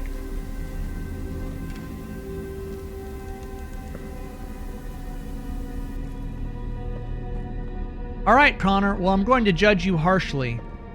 So I hope your game is good. Because you set... I mean, they're the ones that set the bar super high. Truly, Connor is the one that set the bar so fucking high. Because We Never Left is such a good game. And also thank you for not making the camera shake hyper violently when we move. So far, not a ton of gameplay. This. This is what Hi, I'm most Jovix. afraid of. You need to know how little control they truly have. How you doing, How little Jovix? control Welcome. I have. What did you do to their face? What did you do to their face? Part 1. Find the photographs. Do I hate camera shake? So it depends, Javix. There are a lot of horror games that add camera shake where the character, just like normal walking, is like this. And it's super excessive, and I'm very sensitive to motion, and it will make me sick. And so it's fine if you want to have your character walk like he is on roller skates on ice. That's fine. But you also need to have options to disable that kind of shit, because there's a lot of people that are very, very sensitive to that kind of movement. And so, you know, it is what it is. But not all developers put in those, like, customizations.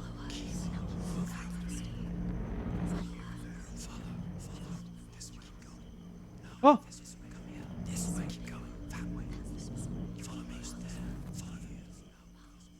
Okay, so if you hear large amounts of whispering, it means there's a weird photograph. Do I have a gun? Is this slender for... Wait. Wait. Did I just get flipped around because of lag? I did. Yeah, accessibility. It's fine. Like, if your game... If you believe that your game needs... you know, camera effects and visual things and shaky shakes and whatever, like that's fine. You're the developer. You can do whatever you want. But also just remember that the more shit that you force onto the player, the less accessible your game will be to a wider audience. And I think that's important. Oh, I found one photo. 1 of 3. Door won't open. Okay. I guess I'm just gonna run off into the woods? Oh! 2 of 3! Is it bad when I grab these? 2 of 3. Alright. I'm gonna run off into the woods again. I feel like a Slender kind of thing going on a little bit. Like maybe I shouldn't have touched those.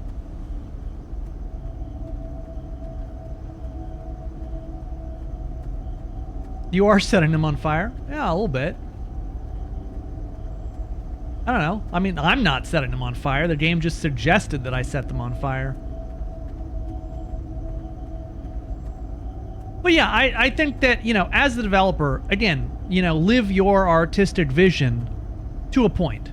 Just don't force players to have to play with all kinds of weird shit happening to the screen and expect them to like it if you give them no options to do otherwise. We have played so many games, Javix, where like we start up the game, launch it, and then play 2 minutes of it and go nope and uninstall it. Because I can't, like, I'm just gonna throw up if I play the game, you know? It's not an enjoyable experience.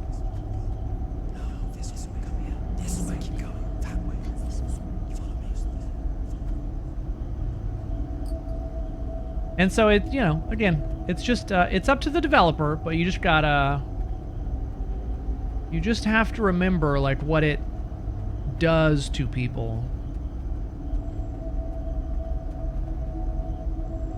It's a cool house. I guess I'm gonna get a crowbar, probably. I don't know that I'm crazy about even this amount of camera shake.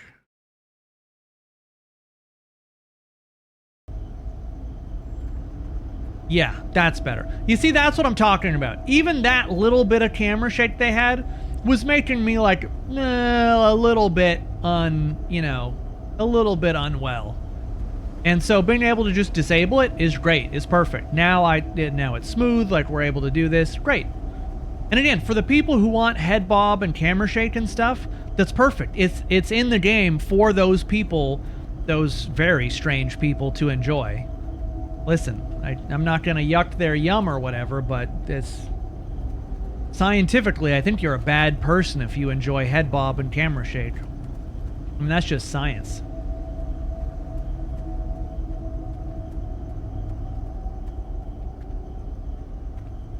Javix, what kind of game you making? Wait, how did you just stumble in here?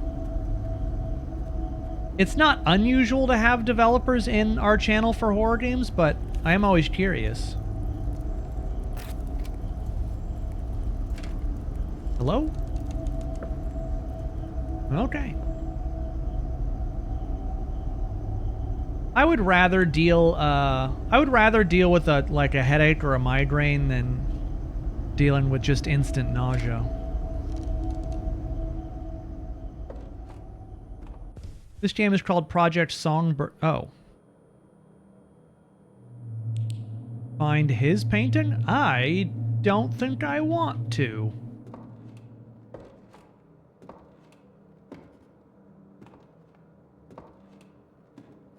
So one thing is that in Fire Games' first game, they didn't have jump scares. And so I have a feeling this game has jump scares. But in their first game, they didn't. They set the entire tone. They did everything that they needed to do in their first game through just, like, tension. Which is incredible, because it's so rare that horror games do that. Have you ever played Someday You'll Return? Is that the game about the clocks?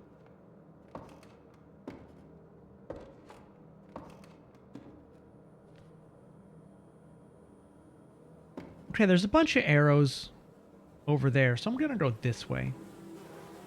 About my game, it's a VHS style game. It looks like you're playing from the point of view of a TV. Well, you won't be the first VHS style game we've ever played. It's gonna be like Monstrum, where you get a random enemy. Oh, I dig it. Is it multiplayer?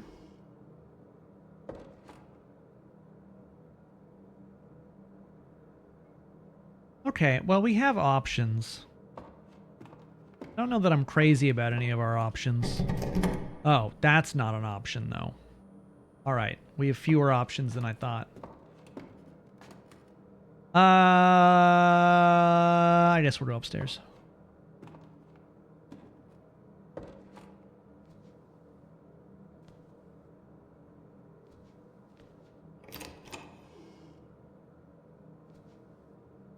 Yeah, man, I really got to reiterate, I'm just not a big fan of any of these locations. There is a painting in there. I don't know that I want to grab it quite yet. This door says no. Oh, but it opens right up. 345. What a lovely house. I'm gonna get cancer just... Oh. I'm gonna get cancer just walking through this house, I think. I played Visage, so like a bunch of, you know, walking down passageway with mannequins. Hardly scary. Watch me do this without even breaking a sweat. I'm not even gonna be like, oh, you know, when the scare happens, pretty much won't be scared at all.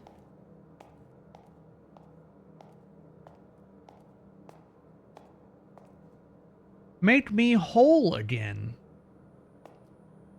Oh, well, I didn't bring any.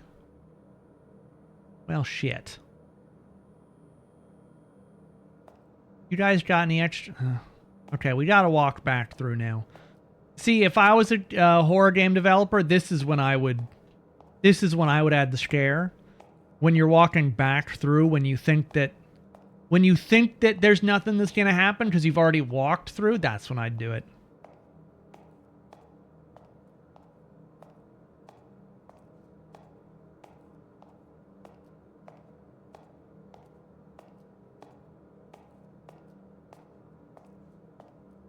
Yeah, change something on the way back so people aren't quite ready for it.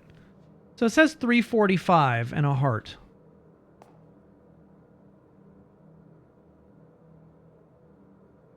I mean, I definitely get like some Visage vibes with this game. And at the same time, also vibes of Captured. The game where we had to detect anomalies or changes. Which, by the way, Captured 2 is a game that will be coming out. Not at all thrilled. Oh, look at that, man. Look at that very tall, dark drink of water.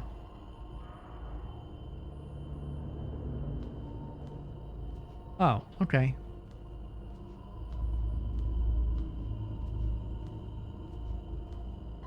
The jump scare in Subliminal was vicious. Subliminal was one of the most I was unprepared for jump. Duh. Light bulb broke. Few jump scares in games have left me more unprepared. Oh. Than the one in Subliminal. That was absolute. That was some absolute horse shittery if I've ever seen it. Boom.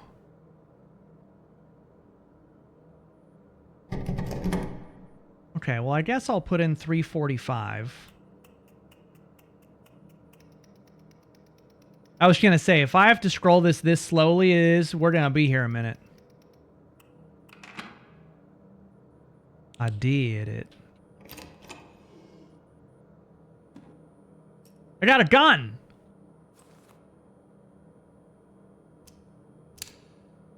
Oh, with no bullets. Can I have bullets? Oh. When equipped, press R to reload the revolver. Can I have bullets?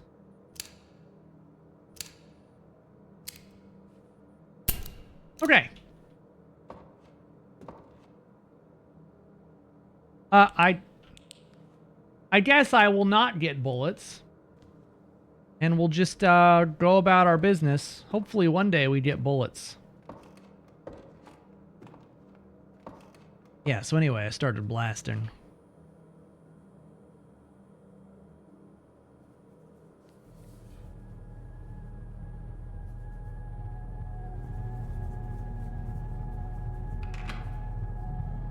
Was that door?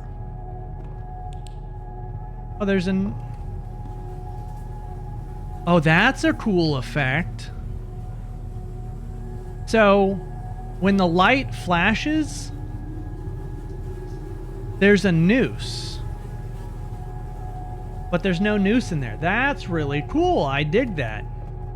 Kind of dark and spooky.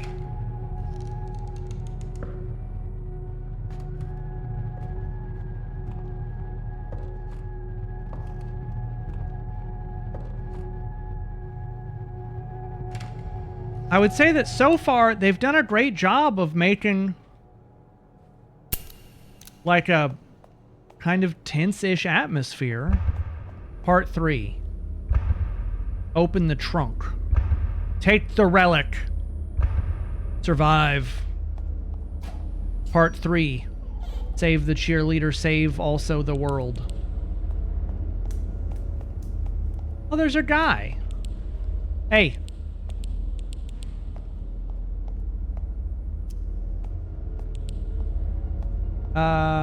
Oh, fuck yeah. Give me this. Ally axe. Hold space.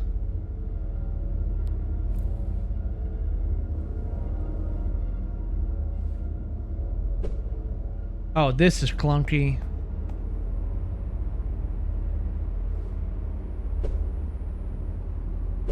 Oh god, this is really clunky.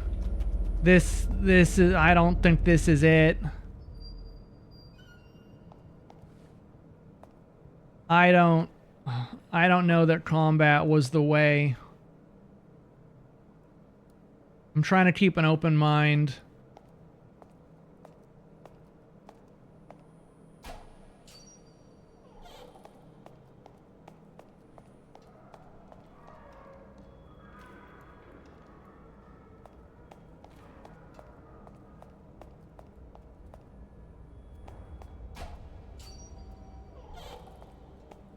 I'm trying to keep an open. Oh, I got one bullet. Connor, I hope that maybe I just don't understand the vision quite yet.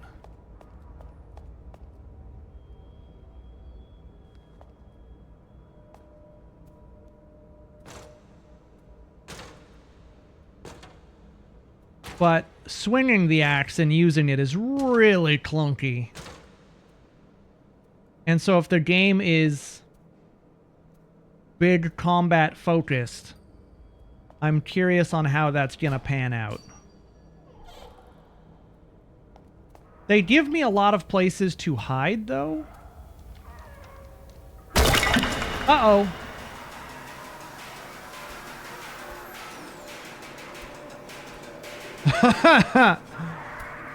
Get axed! Ow, get axed! Penis chop him! Dick chop him! Dick chop him! Dick chop!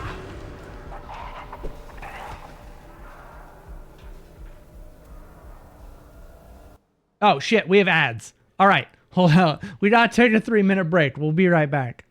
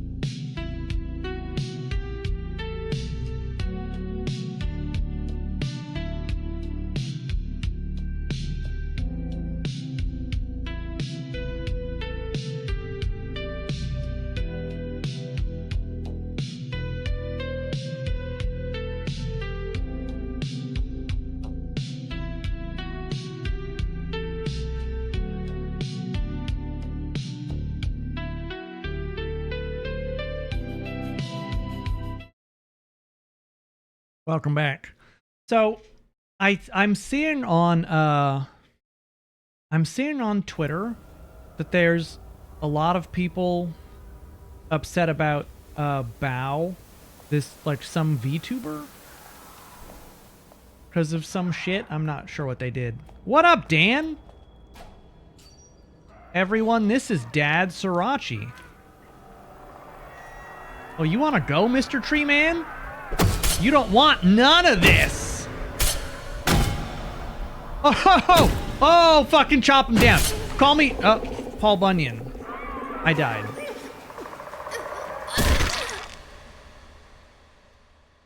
I guess the axe is not nearly as good as I thought it was. Do I have to... Did the other one... Do you think the other one's alive again? I keep forgetting to stop by since your mom doesn't feed you. You're not wrong.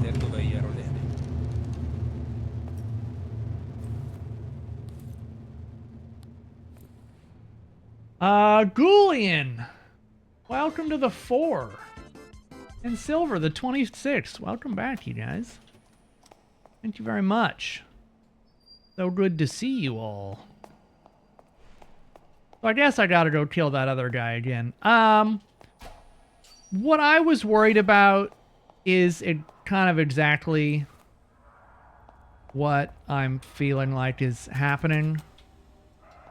Which is that they have a game that had really nice tension, or at least it felt like nice tension. And then they added combat and kind of made it, you know, I mean, it's a choice. I don't want to hate on it too much, but like it's a choice. You made a choice.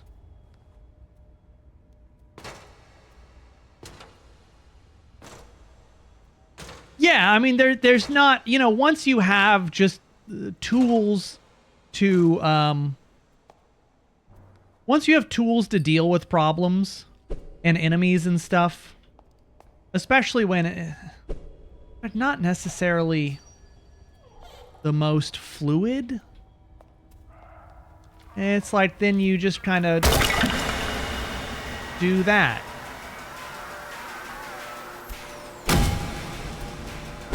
Oh.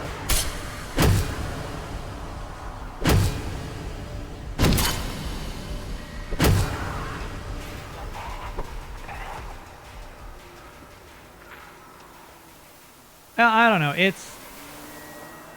It's a choice.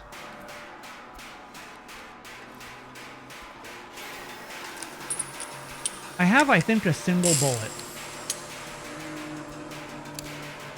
Yeah, I got one bullet. Oh. Okay. Good use of my one bullet, I guess.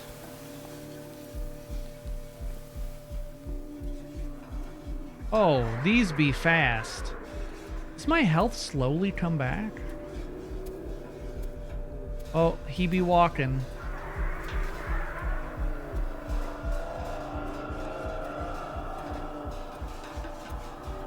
Well, I don't want to die and have to do this over again. Oh, he... Okay.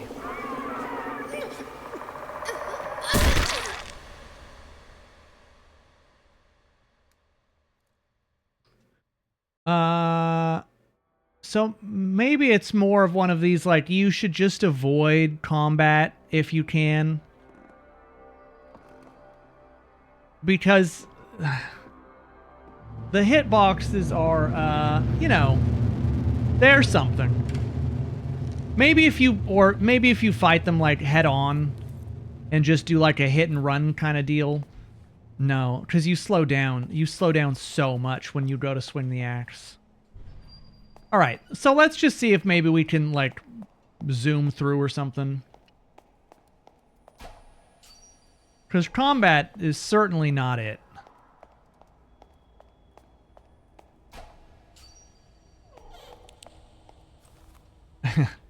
And with my 2 bullets. I'm sorry, 1 bullet. It's really weird. Their first game was nothing like this. Their first game was a very story-based, intense. Maybe we could just, like, zoom past him. Oh, no, he blocks the whole... alright. And he... I guess we'll just try and go around.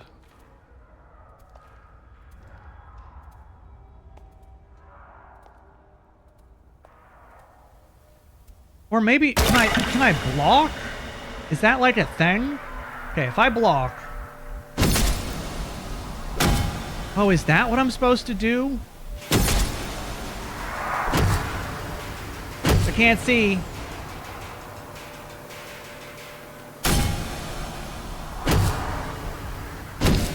God, these fucking camera angles are horrendous.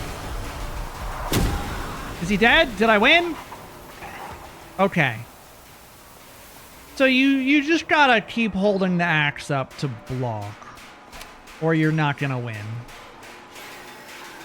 Is there something else coming? There is something else coming. It's pretty much just get one hit in and then wait. Wait, am I taking damage? I think I am.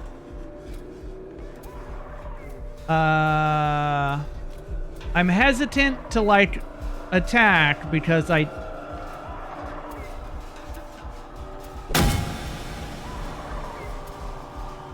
Okay. Okay. The fuck did that guy come from?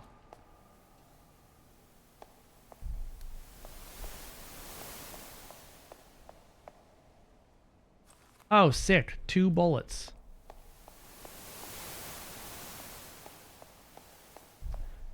I'm trying to... I'm really trying to, like, stay with it. To be, you know, engaged in it, etc. But man, they are, they're losing me. It's the combat. As soon as you add combat to your horror game, it's... You lose the horror. I don't know, it's a choice. All I can say is that it is a choice. I don't know. What is my objective? I think it said open the crate. I think my objective was open the crate. The question is, where is crate? If I was crate, I'd probably be in here. Wait, no, this is back to the start, isn't it? It fucking is. No. It's not. Oh, fuck. I just don't think it's properly set to fit the game, the mechanic and how to deal with enemies. Yeah, and they didn't necessarily explain. Can I heal? I feel like I took damage even while I was blocking. Oh! Crate. Can't open crate. Because...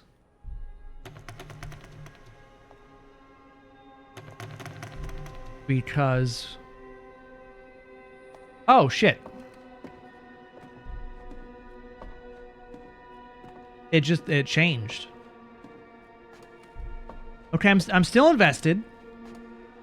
We clicked on crate, door changed, and now we are deep in psychological horror.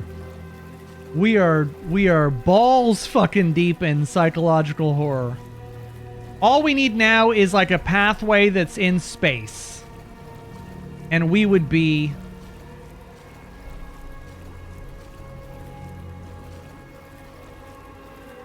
The key. The claw. You didn't find the key. I didn't see a fucking key. What do you want from me, game? Maybe in another life. I don't think so.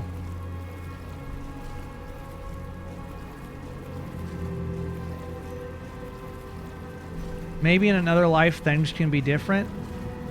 I don't think I'm gonna be playing the game again for things to be different.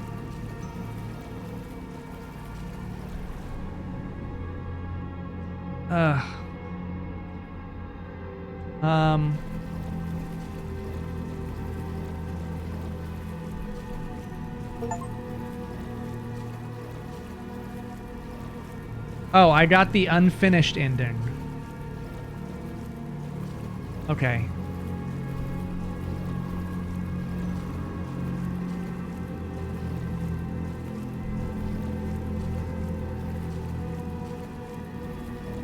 All right, I have a lot of thoughts. I have a great deal of thoughts.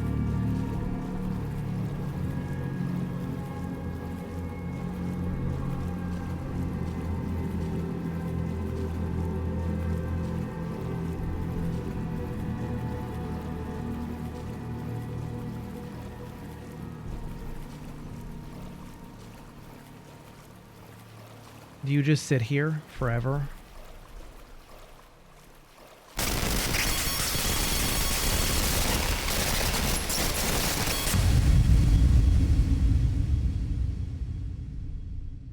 That ending thing was cool, but I don't get it.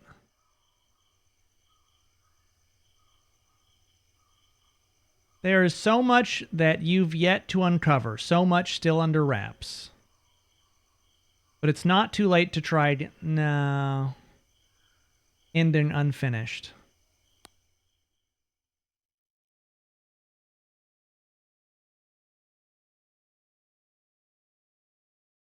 Take a moment to thank you for playing the teaser. This game has been a passion project for me for years now and feels so unreal that I'm in the final stretch.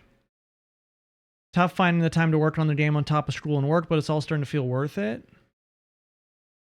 Okay. So.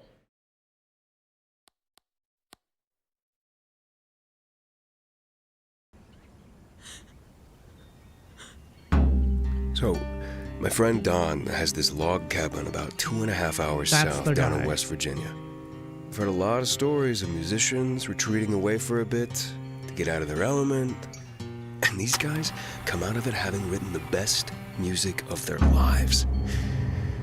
I just thought that if you were willing, I'll give you the directions and I'll give the guy notice that you could be staying all next month. I just thought maybe you'd like to take the time away to get an album out. A new classic Neon Songbird album. Now the place isn't exactly 5-star. You'll be living a bit off the grid, but I don't know. You can show everyone that you've still got it. What do you say? You know what? Yeah. Yeah, let's do it. Okay. So the voice acting, of course, just like their first game, was tremendous. I don't know why they didn't have any voice acting in the demo. I think because they wanted it to be like the one-off kind of thing. My problem is, like, we saw at least some more interesting environments in that game demo, like the cabin, and we had the camera and stuff. But a lot of it's the same as the teaser. It's the same area in the forest. It's the same, like, weird corridors that are just kind of dark. And, like, there was nothing to it. I'm sad to say that, like, this game demo had no... Man, I don't want to say, like, no value, but it had nothing for me to engage with it on. Like... And I'm so sorry if Connor is here or hears this at some point, but it's like uninspiring. It's just it feels like every indie horror game we've ever played. And it's so sad because We Never Left was so fucking good. It was so good. Like, they led you by the hips through that narrative in We Never Left. You were like invested in each of the tapes in the house, discovering the game. They really set tension, especially at the very end when you're playing the game and it's happening in real time around you. This is such a step back. You know, if I had seen this developer's works, I would have said, oh, Project Songbird was the first thing they did. And then they moved on to We Never Left and like fucking, you know, took off, really did incredible things. This just, again, this just feels, it just feels bland. There's nothing in here that like sings to me. And the combat is just not it. I don't know if they just played a bunch of like Resident Evil or you know, Silent Hill or whatever games, and they just felt like they needed some weird combat system. But it's just not it. The AI is not first off, it's not good. So there are a couple big pitfalls with doing combat in a horror game. First off, your game is no longer scary. As soon as you give the player a weapon and like forced fights, it just you're no longer scared because you're gonna die a bunch of times because combat's usually janky, and it's not combat being janky is not. Oh yeah, so that's like a perfect example, right? Alien Isolation is one of the few games that did combat in a horror game really well. So they had a Alien Isolation is a great example because you had a gun, and actually you often had ammo for that gun, but there was a very real downside to using that gun. That gun was a last fucking resort. Because the second that you chose to use the gun, you're like, taking my life in my hands, using the gun, or just like deal with the robots, you know? And shooting the gun was never shooting the gun was never a better option than whatever the fuck you were dealing with. Like, it was never a good option. Because if you guys are not familiar with Alien Isolation, about an hour into the game, the alien shows up. And it does not matter what section of the game you are in, how well you think you are hidden. If you shoot your fucking gun in Alien Isolation, your ass had better be ready to just get a move on, because the alien was on your shit. Like, the alien would just come out of a vent right fucking there. Because in the story, it makes sense. You're making so much noise, and the entire objective of Alien Isolation is to like stay quiet. So, yeah, you could take out a working Joe with a gun, but you are almost certainly going to die because the alien will be on top of you. And the other big difference with Alien Isolation is that the AI in Alien Isolation is second to none. There is no better AI in any horror game ever than the AI in Alien Isolation. That alien is smart.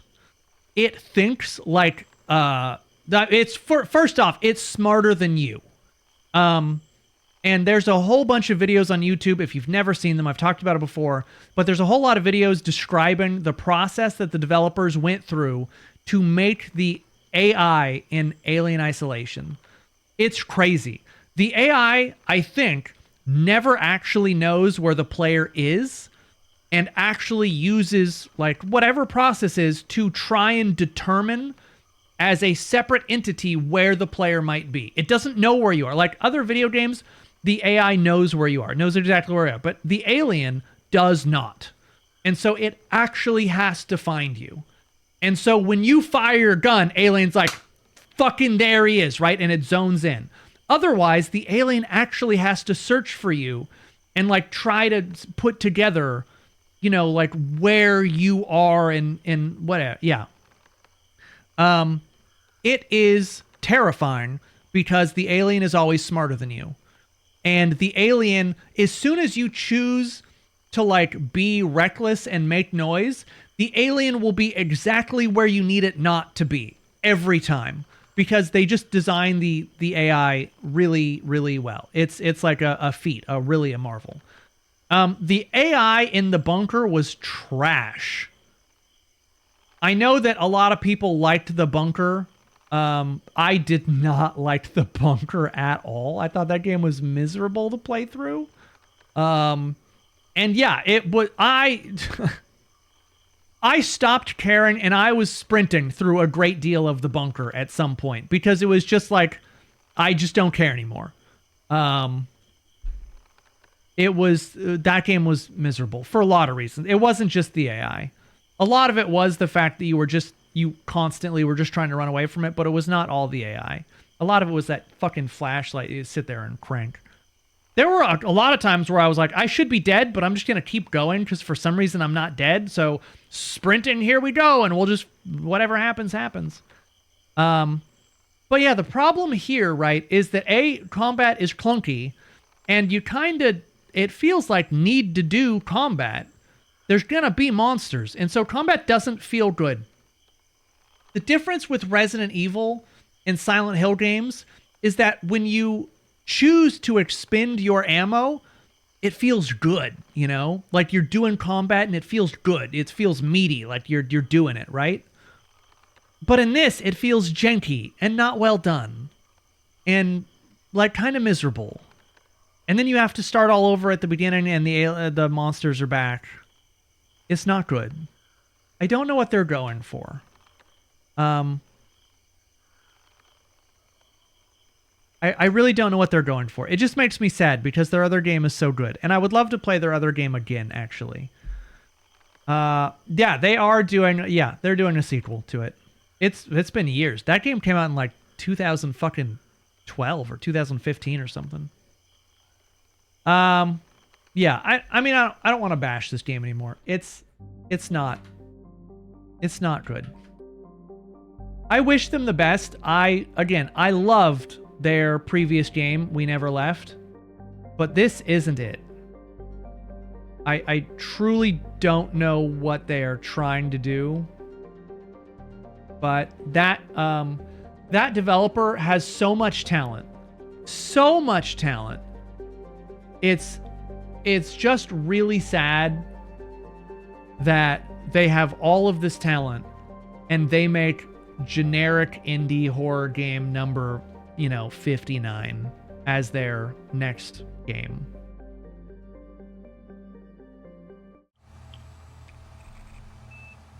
But hey, that's just a little demo deal. And so maybe the full game will be wildly different. But they said that, even watching the video, there's going to be a ton of those monsters in that combat, etc. Yeah, I'm sure they'll find an audience, sure. But yeah, we will not be that audience.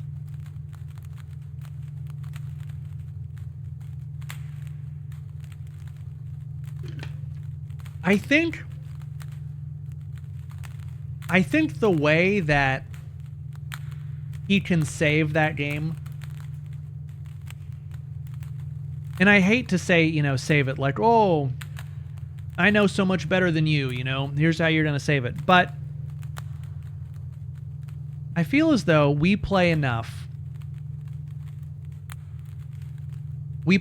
horror that at least my opinion on what constitutes engaging, atmospheric, fun horror carries more weight than I would say your average person.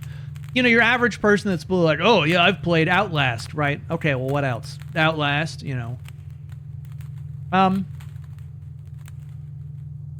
I think what they truly need to do is, first off, fucking take out combat. Just entirely. Take out combat. Take out combat. Reduce the number of monsters in your game to just like one fucking really scary monster that you just never want to meet face to face. Think about the alien in Alien Isolation. Think about Belle from Box Cutter Belle from whatever the fuck that game is called. Home? Whatever. You know, think about those monsters that you just like, you know, if you run into them, like it's bad news bears, you know, and you have to really be careful. Get rid of combat.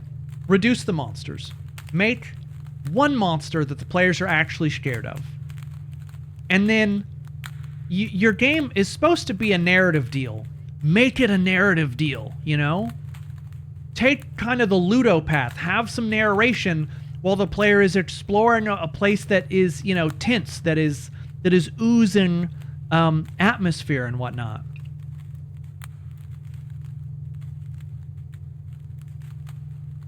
But the constant, oh, red door hallway, spooky house that's kind of dark. Yeah, Ludo had 0 monsters, 0 stones, 0 crate. It had 0 monsters.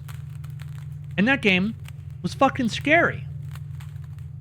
It had no monsters. Not a single thing in Ludo could kill you out of nowhere.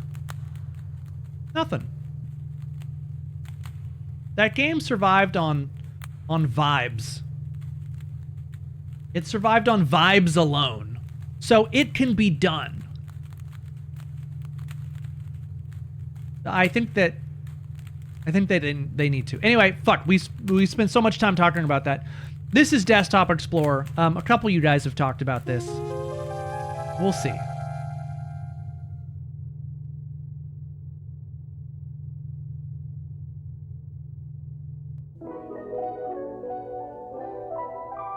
Is this game gonna dox me? I'm gonna log in as admin. No, I'm not. By the way, having the chess pieces is a throwback to Windows XP. Because one of the, man, that takes me back. Setting up, like, reformatting your system because you downloaded a bunch of viruses because you were trying to download a bunch of games and they were all EXEs. Anyway, it was a chess pieces on Windows XP you could choose as your profile. Task list. Replace mouse and keyboard. Buy speakers. Connect to the internet. Ethernet ports broken. Check Chronolog software. Chronolog. Welcome to Chronolog. Select an entry to read its contents. For the brightest lass in the 7 seas. Every day it becomes a bit harder for me to remember.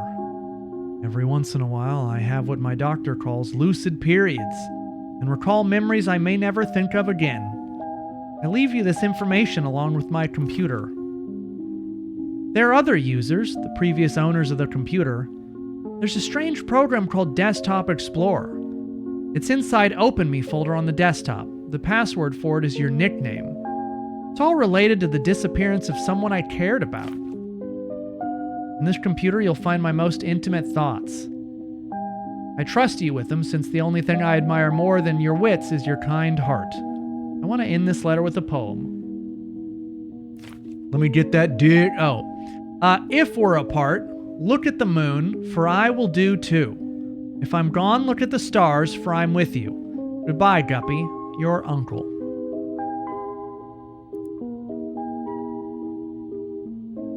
I could write an entry. Today was Guppy's detective log. Today was the last day before my uncle left for intensive care. It was surreal having him hug me while I was crying because he didn't even know why I was so sad in the first place. This is his old computer. I replaced the mouse, keyboard, and speakers, but I couldn't hook it up to any internet connection. It doesn't really matter. Everything I need is here. Ha, fucking false. The porn is on the internet. You're gonna need that. I just read the letter he left me. I thought I had no more tears left in me, but I was wrong. I feel like this is the start of a detective mission. Time to install Desktop Explorer and see what this is about. The password for the folder? Uncle Hal was only the one to call me by that nickname. This one's for you, Captain Halibut.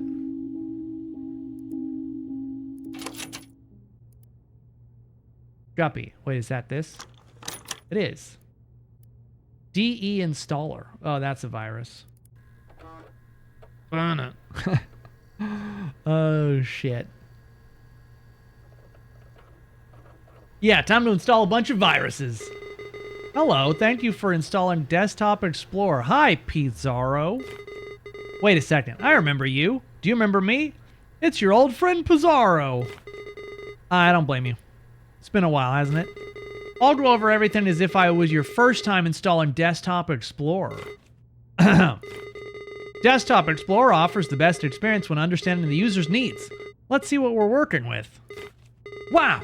I see you're a pretty average user. Nothing wrong with that.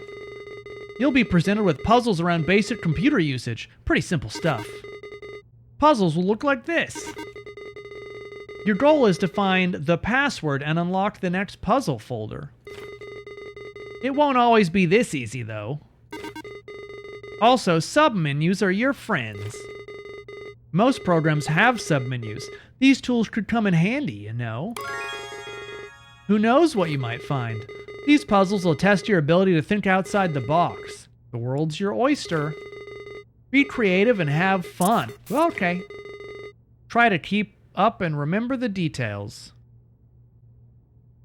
Once upon a time, a daring explorer entered a realm of puzzles and computers. Take your time, my friend, and good luck.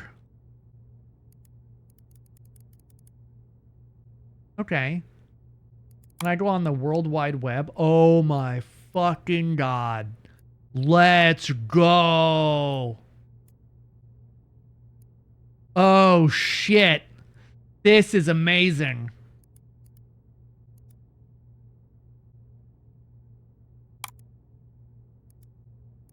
Oh my god, go back.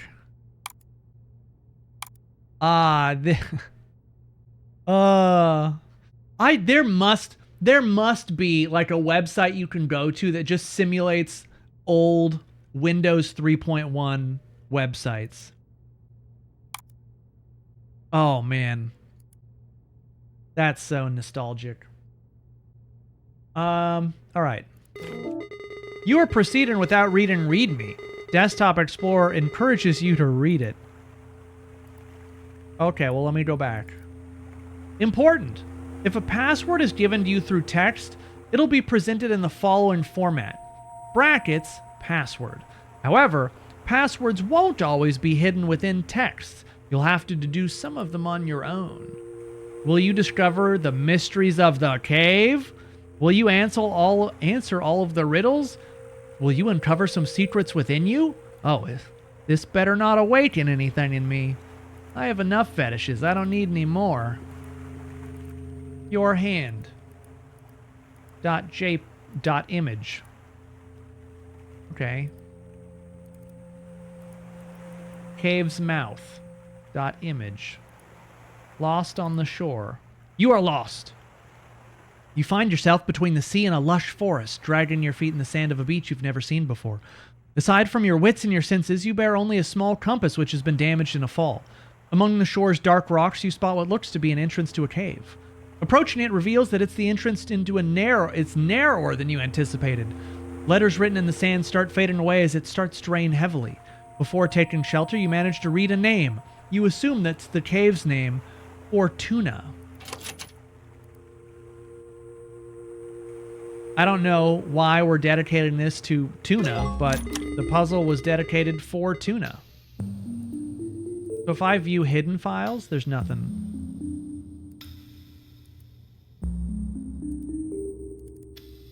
Inside.stp. As you glance up inside your new shelter, you notice a few cracks between the boulders on top. You quickly realize the lack of natural light in here. Despite not being able to see much in the cave's darkness, you stumble upon a stick next to a rolled-up scroll. As you open it, you quickly realize it's comically long. Does that mean I have to, like, extend this window? No. Okay. Inside of cave. It does look dark. SJ would be proud of that. Is horse porn really a fetish? I don't know how they actually define fetish. I would assume it's anything outside of, like, a normal sexual... Well, no, I'm not really sure.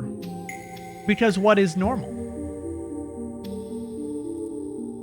This is a long scroll. Chant my name, O child, and your voice will bear my fire. It is very long. When dusk surrounds me, Inanna lights my path. Did they draw boobs? Oh, I thought they drew boobs at the bottom of that. Oh, there's... Inanna. That's not the password. Inanna. Okay, but wait, there's a secret puzzle.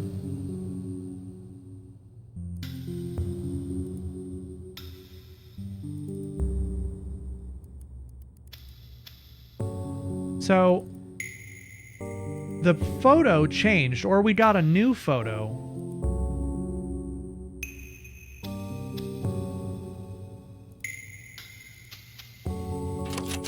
But there's still an alter password that we have not solved.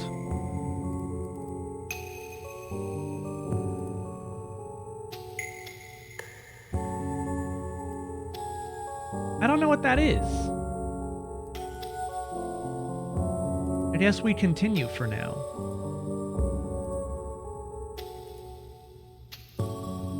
After barely pronouncing the name you read, the tip of the stick you are holding kindled into a soft flame. You now hold a torch of suspicious origin. With a newly lit path, you press onto a room with a wide strip of papyrus on the floor. You notice strokes and writing scattered on it, along with some suspicious-looking creases. You read, "Answer quickly and answer proud, oh solve my riddle, say it loud. I garden the flowers with my hose. Wouldn't you know it, I use my nose." The rest is lost within the paper's folded format. I garden the flowers with my hose. Wouldn't you know it, I use my nose?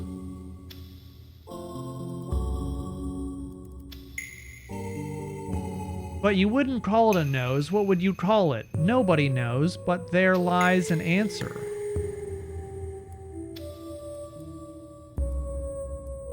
But you wouldn't call it... Can I stretch this even further? No, it keeps zooming back. Hold on, let me go back to this. I garden the flowers with my nose. Wouldn't you know it? With my hose. Wouldn't you know it? I use my nose. Trunk? I garden the flowers with my trunk?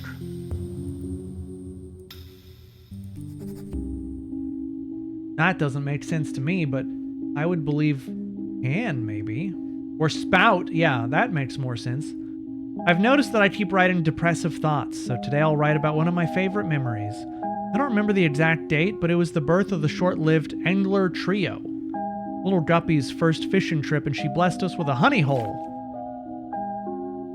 We filled the boat so fast that old Walleye started singing again. When we got home, we toasted with pap and baby formula. Oh, how I miss you, big bro. My memory might falter sometimes, but I won't forget you anytime soon, since Guppy has your melancholic eyes. Walleye. It's funny how I can't think of us three without our code names, but I wouldn't have it any other way. As long as our young lass breathes, the Angler Trio lives on.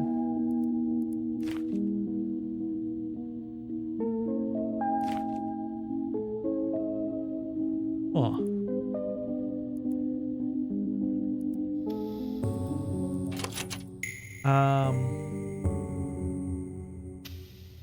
Spout, I would believe? No. Does it have to be capitalized? Spout. No. A can?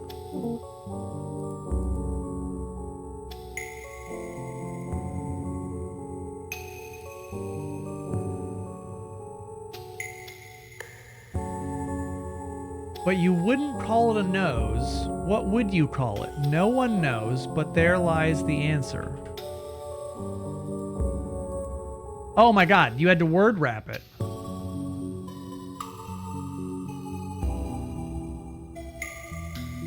That's interesting.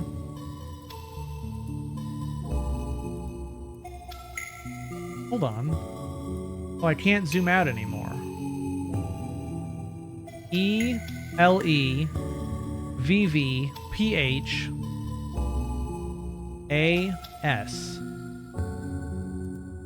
I'm sorry, what? ELEVVPHAS.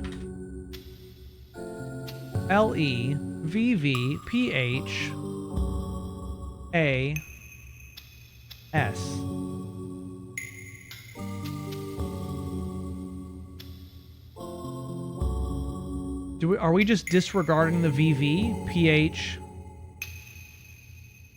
A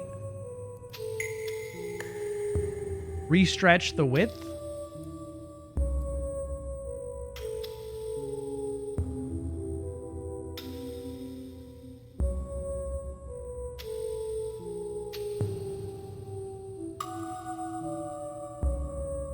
Oh wait.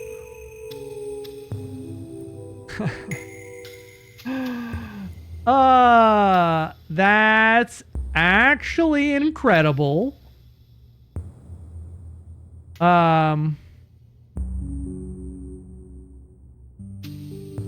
That's actually amazing. I'm not sure why it has this part highlighted like you're supposed to take the letters, because it says Eliphaz. But that's really cool.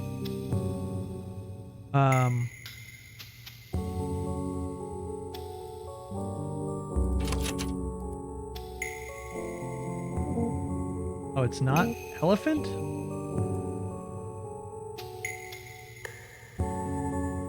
It's Eliphaz. It actually is Eliphaz? I thought they just wanted me to actually type out elephant. Eliphaz? I'm not sure I understand, but it's still neat. As you solve the riddle after folding, the password was on its nose. Oh, is that what it said? What would you call it, a nose? What would you call it? But there lies the answer's on the elephant's nose. Right. As you solve the riddle after folding the papyrus, the elephant's trunk points to a path in the distance. Was it always there? You make your way through the passageway, which leads to an empty enclosed space within the cavern. Seems to be a dead end. Just as you start to lose hope and begin to head back, you recall the words of advice from a detective show you watched as a kid. Read between the lines and find the source of truth. Only then will you crack the code. You think there are no lines on the cave walls. View the source code.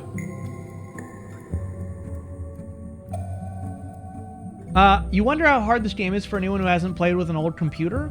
Skyfall, I would assume that most people probably could figure their way around it. They kind of give you most of the tools at the start, even if you're not familiar with old computers. On the left, you notice that the wall is thinner than the others. The word salve is inscribed. S-A-L-V-E. What's this?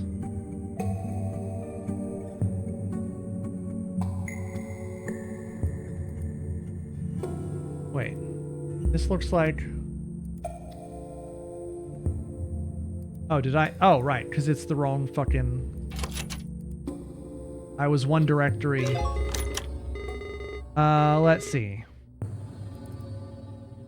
It seems watching all those detective shows paid off. Passing both your hands over the cave's fragile wall, you give it a light push and suddenly crumbles. You've revealed a new path behind the papier-mâché fake wall. Behind this neat ruse, you encounter 3 doors. 2 of them lie beside you and the largest one in front of you. Below the central door, there's a yellow key. You try your luck using it, but the door won't budge. There's an engraving on the key, but it's very hard to read.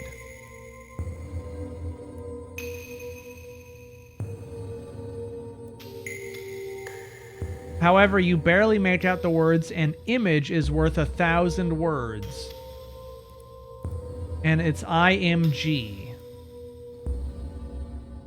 Can I change this? Oh my god, you can! You're supposed to rename it to IMG. Every lock obeys Portness. Oh shit. That's... I know it might be kind of silly, but it's really cool. What's in the left door?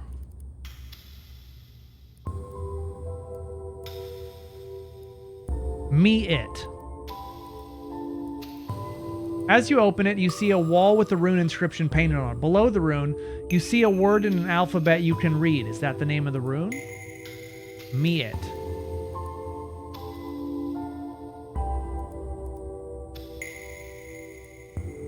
Oh, I can open. Oh, look at that.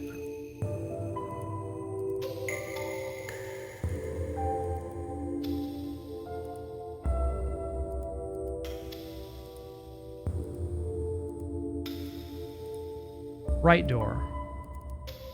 Reina. Me It Reina. Reina Me It. As you open it, you see a wall with a rune inscription painted on it. Below the rune, you see the alphabet. Is it related to the other door? I don't know. Is there anything hidden? Okay. Ortonus.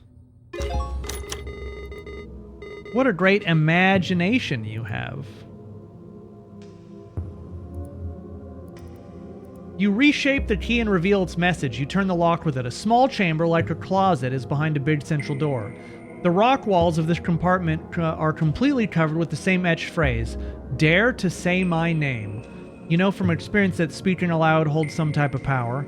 Examining the room, you're sure that the only way forward is to call their name, whatever it may be. Who wrote these words anyway?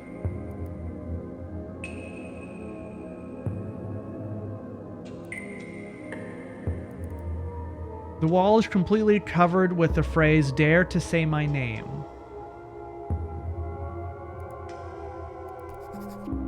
My doctor suggested that I write about this line by line, so I'll give it a go. My big brother died on a rainy day.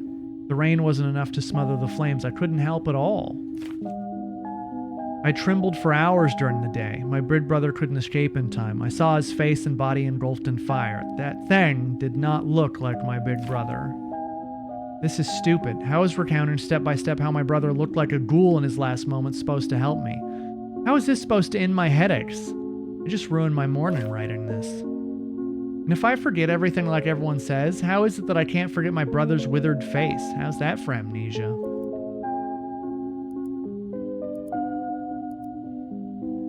New entry plus.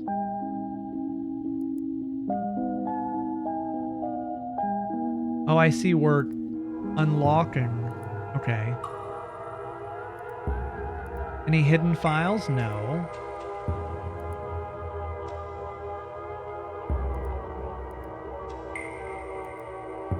Dare to say my name.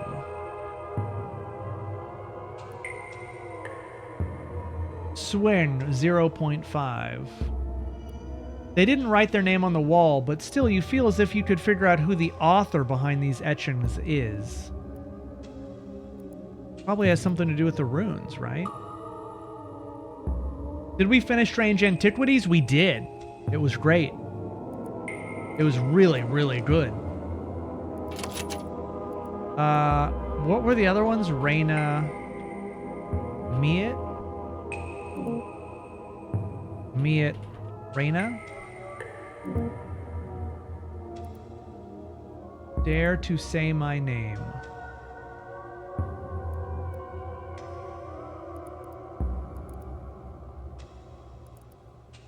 Me It.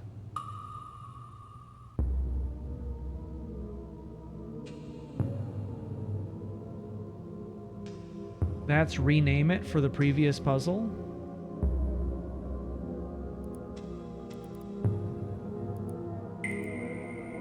Oh, is that what that? Oh, rename it. I was like, rename it.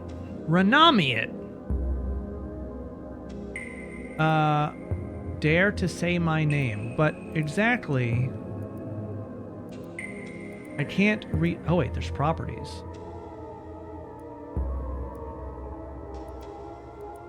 Desktop Explorer. Got it. Compress? What if you delete?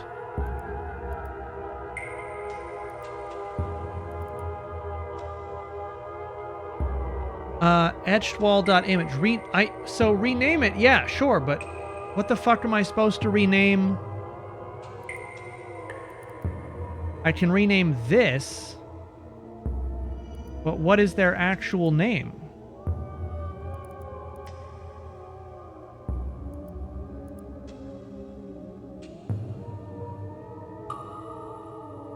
Who the author behind these etchings are. Oh, there we go. MMTT. Is it just MMTT? It is.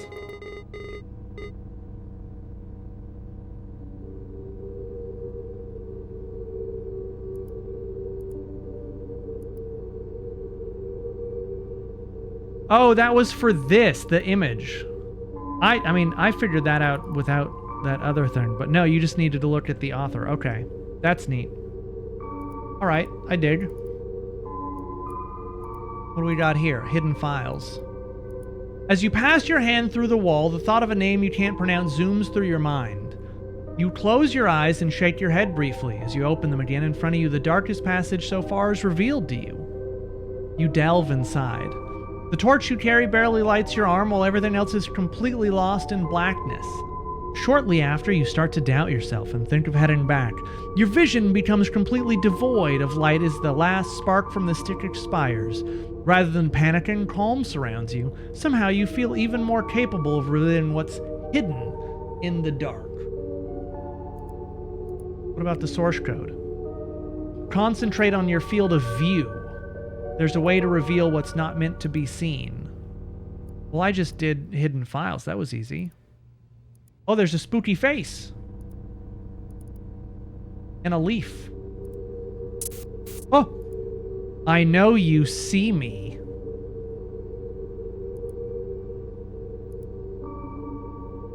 I know you saw me. Oh, I don't like that at all. Delete. I can't delete it. For a brief moment, you sense something behind you. Between the crevices of wall, you're barely able to see what appears to be a human figure.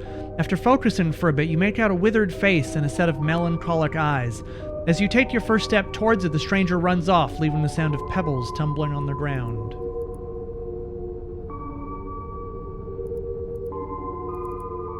The improvement of your vision has reached its peak. The dark still hinders your sight, but you feel comfortable moving within it. You even start noticing details on the walls beyond arm's reach. You find a boulder next to you with an engraved warning. I do? Engraved warning. Keep out! Reaching this point must have required courage, but going past its utter foolishness. Heed my words and turn back now before it's too late. Cassandra. This is cool. Wow, nothing gets past you.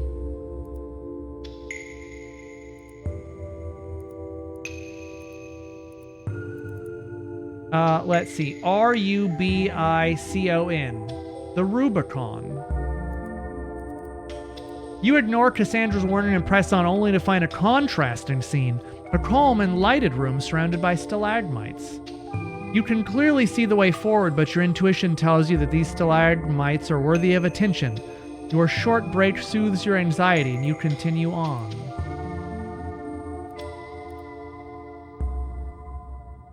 Any hidden files? Oh, we just continue.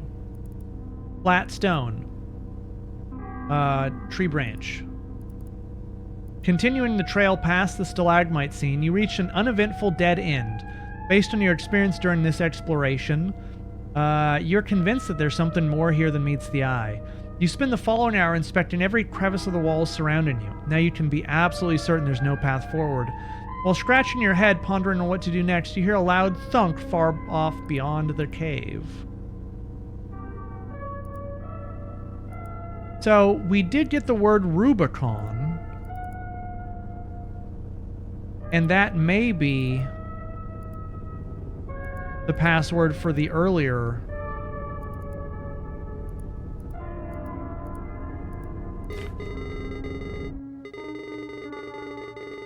I don't remember these files. Let's try Rubicon. Aha! Stuck. Oh, these have changed. Even after retracing your steps perfectly, you doubt your sense of direction. The cave's mouth is nowhere to be seen. It's only when you find the scroll from the beginning of the adventure on the ground that you hear the storm outside. You've successfully backtracked to the entrance, but the landscape has changed. The only exit from this cave to the shore has now been replaced by walls and stalagmites. On the ground lies a chisel of some kind. You could use it to carve some symbols into this new landscape. Your senses tell you there's something hidden here. You've seen stalagmites before. No escape.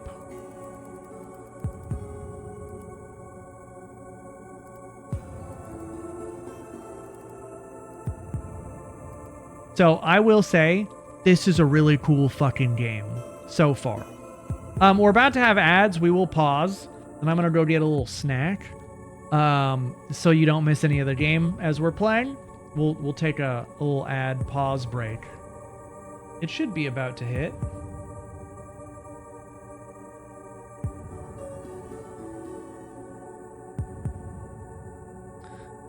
And then we will continue. Oh man, if I only had peanut butter Snickers. Oh, why you gotta do this to me, Roofish? No snacks for anyone other than me. I'm the only one who gets snacks. I'm so sorry. But if you guys have your own snacks at home, I would recommend maybe, indulging. What about snacks for the manager? Definitely not. Definitely not. Yeah, go get a Snickers. We'll be back. We'll take a quick break. Ads will play. You guys won't miss anything. We'll be right back.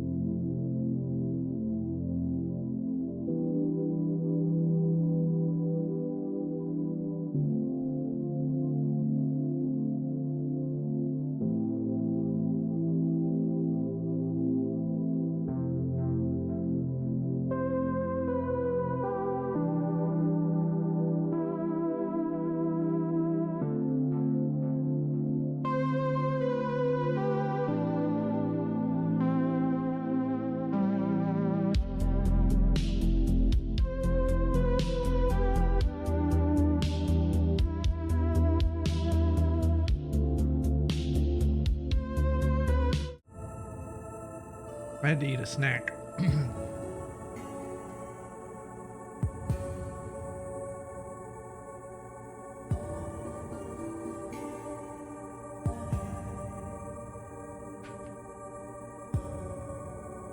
Was it frozen French fries? No. I had bought a... Did I bring chat snack? No, because if I brought like one person a snack, I'd have to bring everyone a snack. And that's just not feasible. But I did snack on some seafood salad. You know, it's like not a high-end snack, right? You go to the grocery store and they'll sometimes have those little containers of like seafood salad. And I'm pretty sure it's just like fake crab, celery, onion, and some kind of mayonnaise-based dressing. And they're like, oh, it's seafood salad, you know?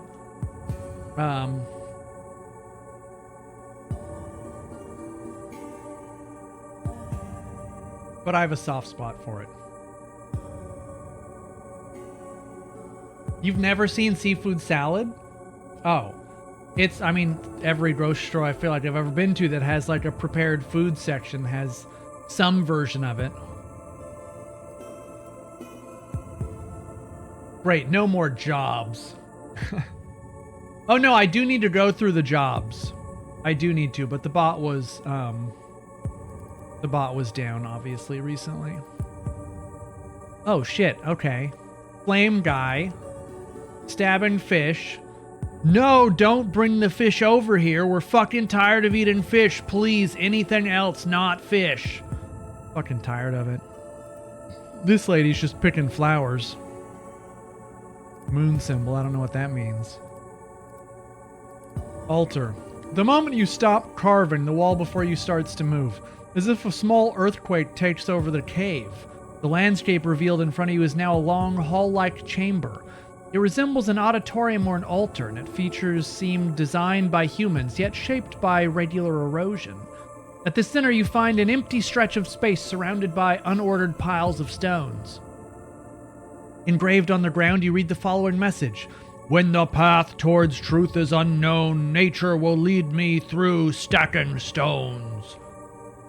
I don't know what that means. You wonder if something is missing here. Yeah, fucking sense. You also, there's also a detailed mural on the back of the room. You can't shake the feeling that it's hiding a different story. Yeah, well, la-dee-da, Sonicat streamer with this hoity-toity seafood salad. It's like $2. Like $2 or $3. It's not as fancy as you think it is. It's just...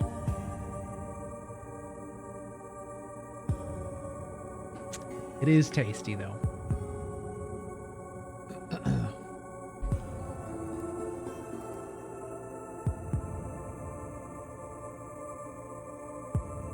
Should I take this advice literally? You've been finding strange flat stones around the cave. I wonder if something is missing here.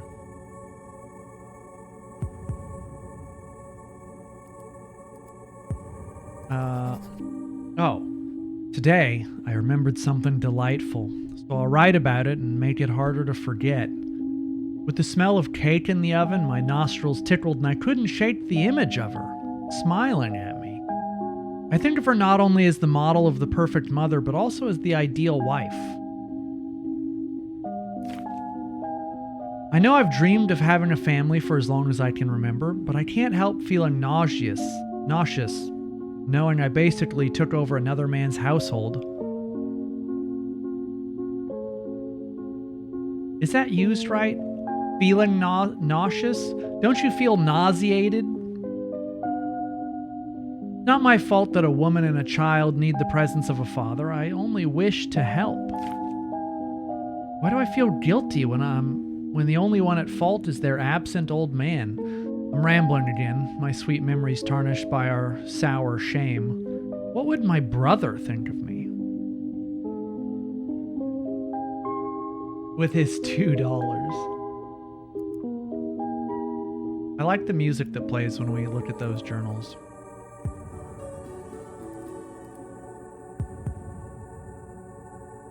When the path towards truth is unknown, nature will lead me through stacking stones.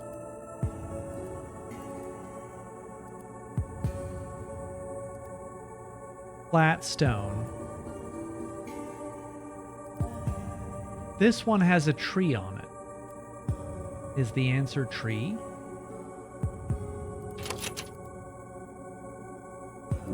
It's not. Can I add...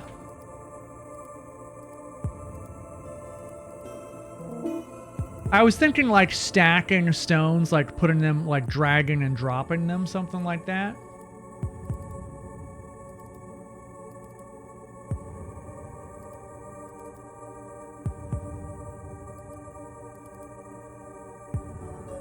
Oh, she's the 3 symbols on her neck piece there.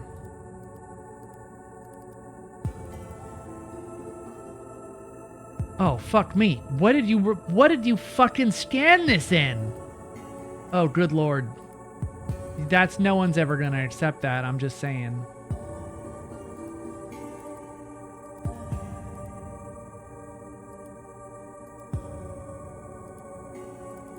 Records? Oh. List. I made my bed. I ate breakfast. I brushed my teeth. I made my bed. Okay, yeah.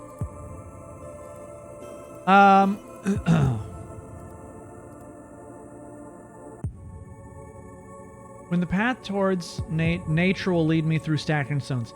Should I take this advice literally? You've been finding strange flat stone around the cave. I wonder if something is missing here. It's the 3 symbols again. I wonder if something is missing here. Other flat stones? I like the no escape picture.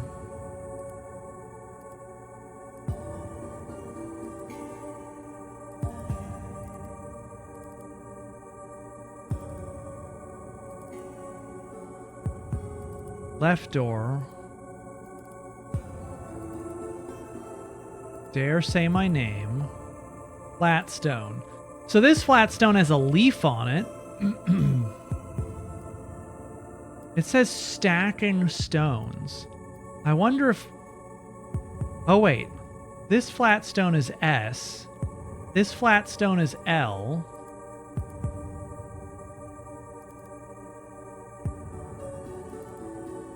This is flat stone M.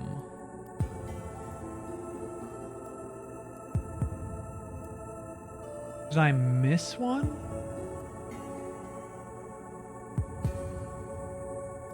MLS.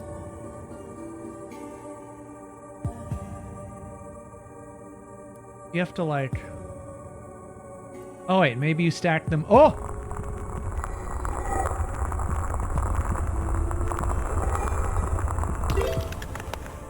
Balancing the stones cracked something inside them. They crumble instantly and reveal some sort of quartz shards inside.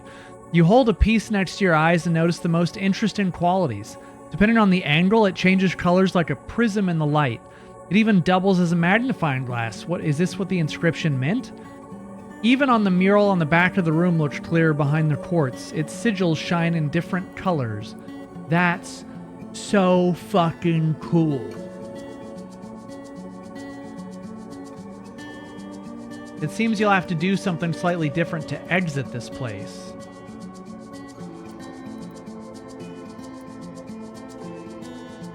That is such a neat solution to a puzzle.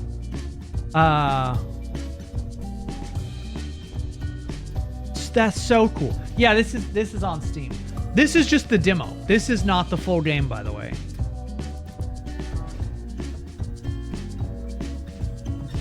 This is really cool. Color me impressed. Color lens has been added to your installed programs. Mysterious quartz. What happens if I put the mysterious quartz? Okay, we probably just want to put it over the stacked stones, right? No. What about the flat stone? No. What about the mural?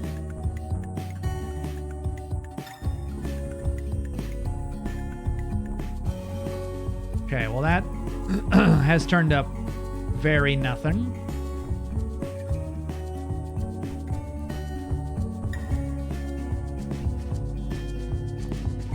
Filter. Oh, you changed the oh, you can change the filter.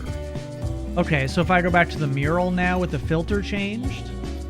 Oh, he's on fire for some reason. That doesn't seem nice.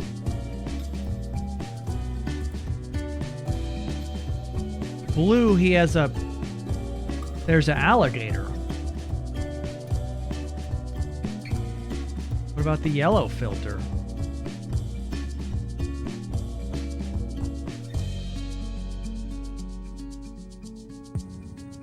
Okay.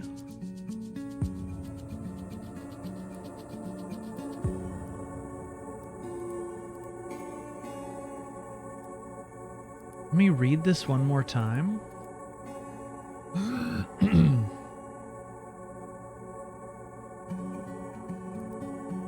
The mural, so it just says the mural shines in different colors. Is this puzzle just about the mural?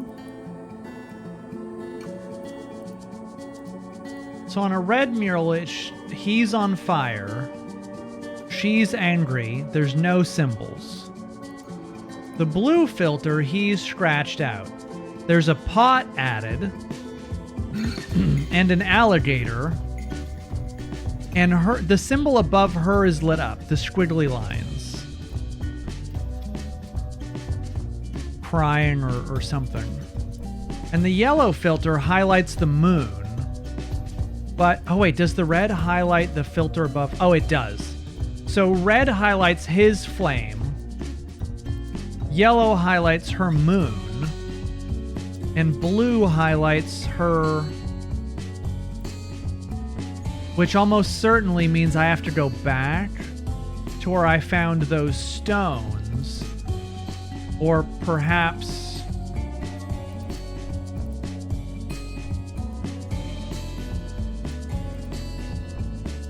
I'm curious if other...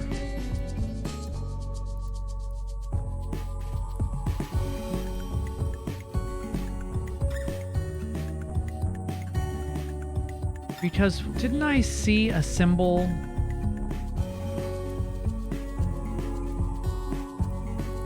I could have sworn that in one of these photos I saw... All right, she has the symbols. Okay, nothing changed there.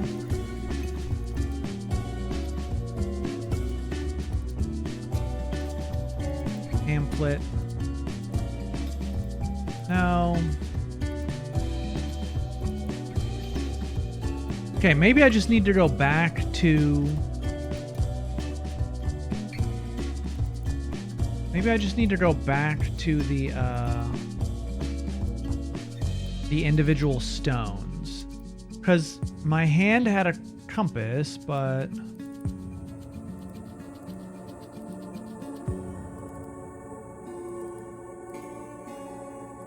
No, not that. The torch with the fire. The red... I think I need the red lens. Yeah, okay. So there's another hand holding the torch. Okay, that was a lot less helpful than I thought it would be.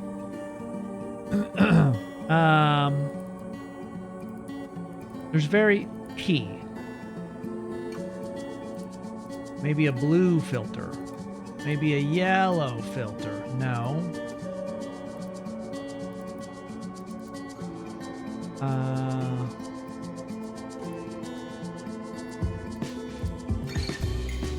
Okay.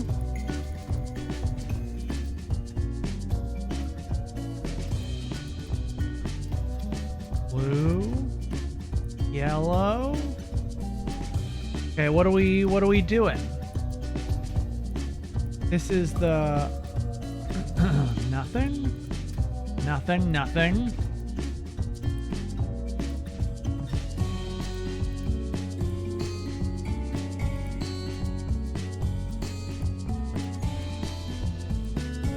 Okay. I don't think this is going to help us. Am I just looking in the wrong place, I wonder? Oh, okay. I didn't even see this. What animal's bathing in the tears of grief? Alligator. How do you spell alligator? Alligator? Crocodile? Crocodile. How many eyes are witnessing the bliss of acceptance? How many eyes are witnessing the bliss of acceptance? 2. 4? 6? Fucking how many possibly could it be? 0. 1. 3. 5. The bliss of acceptance?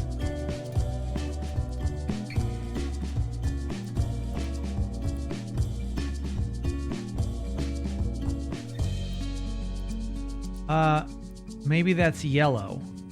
Oh, there's 1. There's an eye there. Oh no, how many eyes? 1, 2, 3, 4, 5, 6, 7, 8, 9, 10, 11, 12. 12. That's not right. Is it 13 because she has another eye on the other side of her head, perhaps? Okay, hold on. Hold the fuck on. Looking at this. Across 1, 2, 3, 4, 5, 6, 7, 8, 9, 10, 11. Those eyes are closed. Her fucking eye is open. I would say 12, but that's not right. 11 is also not right, and it's not 13 with her other eye is open. I'm sorry. He doesn't have any eyeballs. Oh, she has 2 eyeballs on her hands. So it's 14. 14? Okay, but that lady has an eye on the other side of her fucking face. Ostensibly, she's not having one eye open, and also, like, I think we could probably deduce that she's not a fucking pirate. They didn't have pirates in Egypt. She has both of her fucking eyes open. Okay, it's not 14, it would be 15. Listen, I hate to be that guy. I'm just saying it's 15, it's not 14. What if the crocodile ate her other eye? Well, then she shouldn't be sitting so fucking close to the water then now, shouldn't she? She should have learned her lesson. She learned her fucking lesson. How did wrath manifest around the fire? Who's the dead man on the boat? There isn't a dead man on the boat. Wait, this question feels out of place. This definitely isn't part of the puzzle. Do you know what they're talking about? Who's the dead man on the boat? Halibut. Wait, not halibut. It was, walleye? That was just a guess. Oh.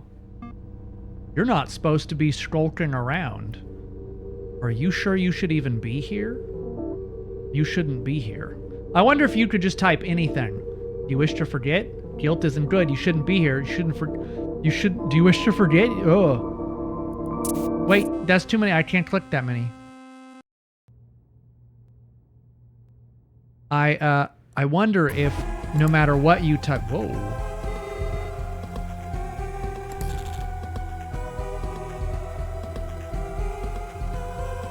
Oh, that's really cool.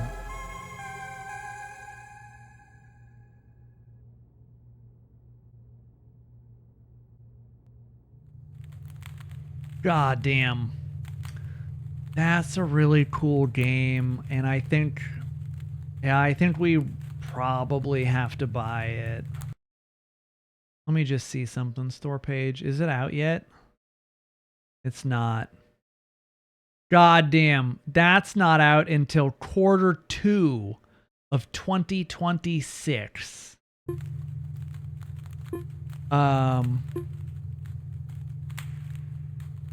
Yeah, it has 3D pipes and maze screensavers. That's super well done. So, man, I hate to go back to the Songbird game, but like this is, that's how you engage the players. Like right away, you're fucking engaged. You're enthralled. You are wrapped in their world, you know, right out the gate. You're invested in the puzzles. You know, they're wrapping story at the same time as you get the puzzles. Plus, you're feeling a little like, okay, it's a little spooky here and there, but you're so invested in it. And the gameplay is so unique to like that old Windows kind of 3.1 operating system-esque interface, right? It's just, yeah, it's really good. That is exactly how you do it. I'm not even sure what else to say. It is just so good. Yeah, I'm gonna add this to the wish list, so give me a second. It's also just wild. It's wild going from playing a very like uninspired kind of bland game to that. Just because just the extreme difference in game, you know?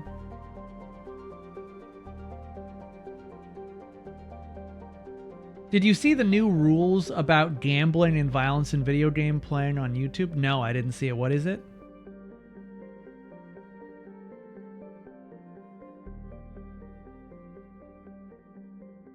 What is this? I don't know that we have time for... We really don't have time for like a full...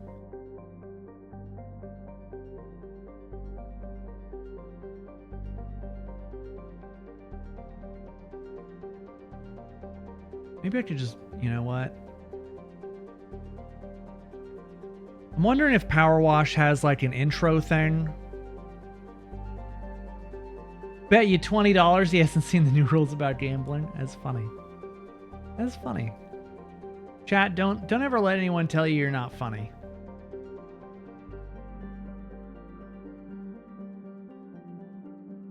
You posted in Discord. I'll have to check. Does it just say like you can't?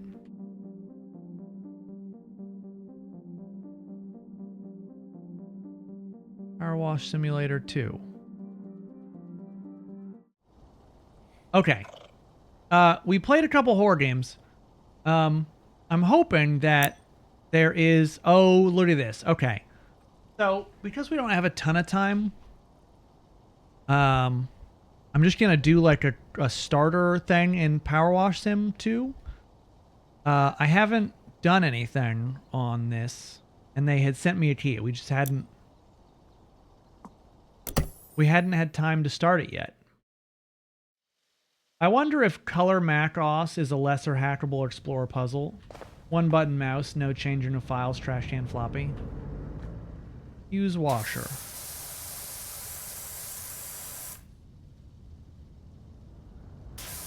Oh, I can have the red one? With an extendo thing?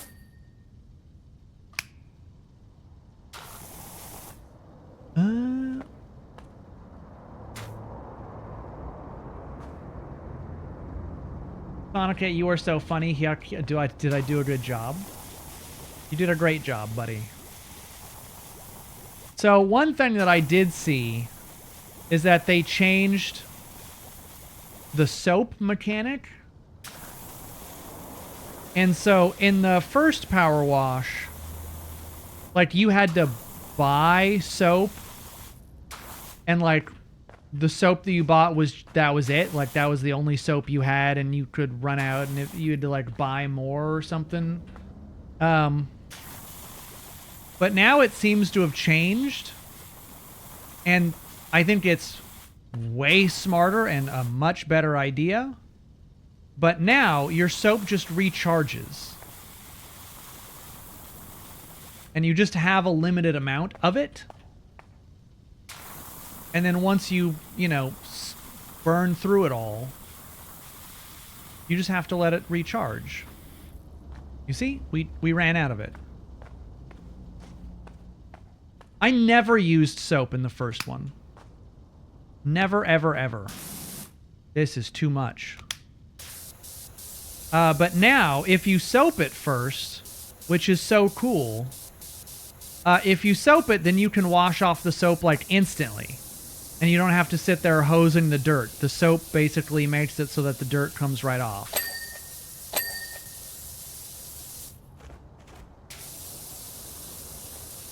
Oh, but if you didn't soap it, you still gotta sit there and... But, look, like you can see that it's just coming right off. I don't really have to even spray. And so that was is a huge improvement.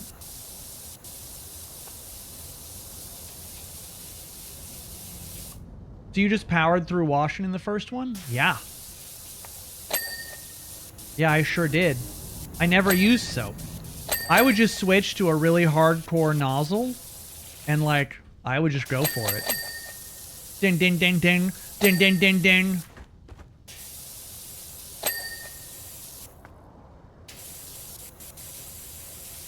Chat, who's the Resident Evil character with the really slim red dress? The really hot lady with the red dress?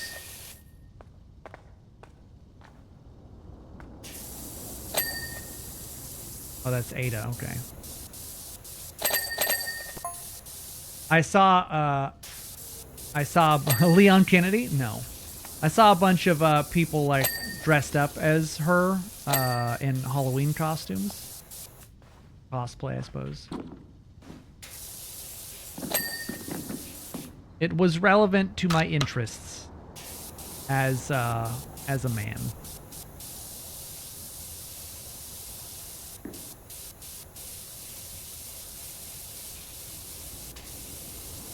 I only know one character from Resident Evil. I don't know that I could really name... No, I guess I know Ethan Winters. And maybe, what was her fucking name? Rose? That dumb girl that you have to save? Maybe her name is Rose.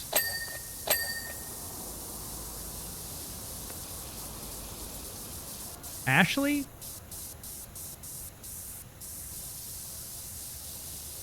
Mold Baby Rose? Is this some joke? This is probably just some joke that I don't understand. See, there's just something so nice about PowerWash Sim. It's just like there's no threat, you know? Oh, right, because she was born out of like the weird mold and stuff. Yeah. Is that a cat? It is a cat. Pet Bubbles. Oh, you can pet the cat. Good addition.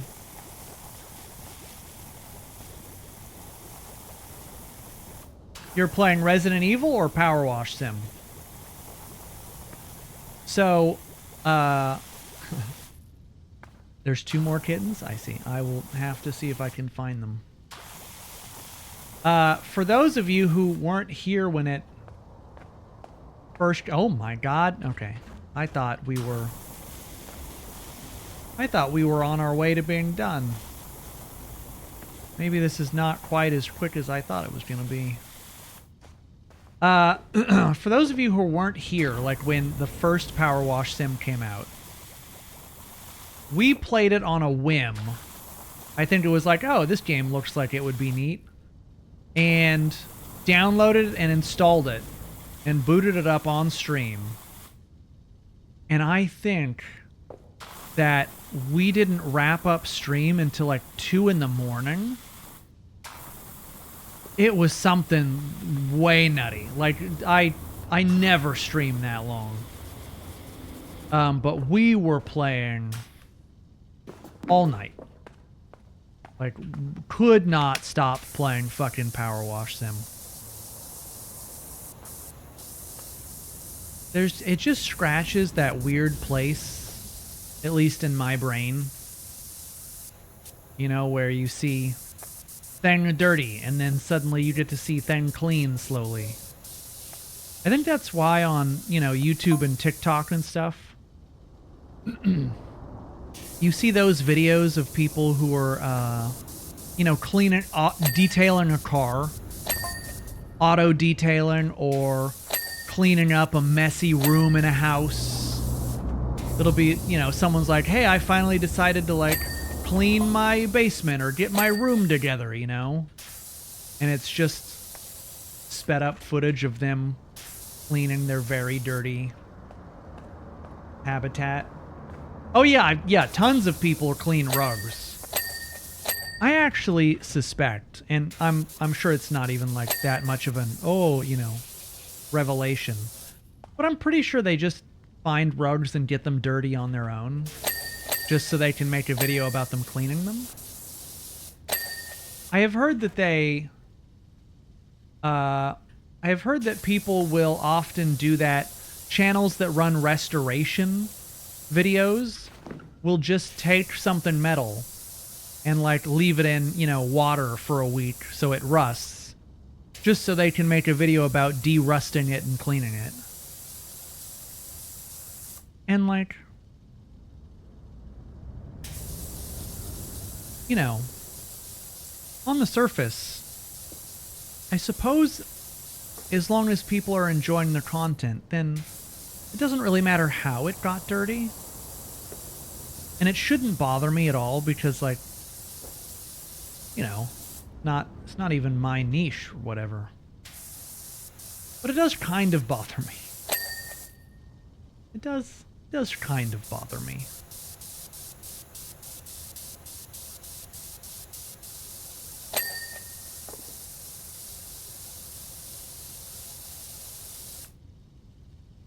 What is Killa's approach to playing video games? Just make it so bad so it makes them look better?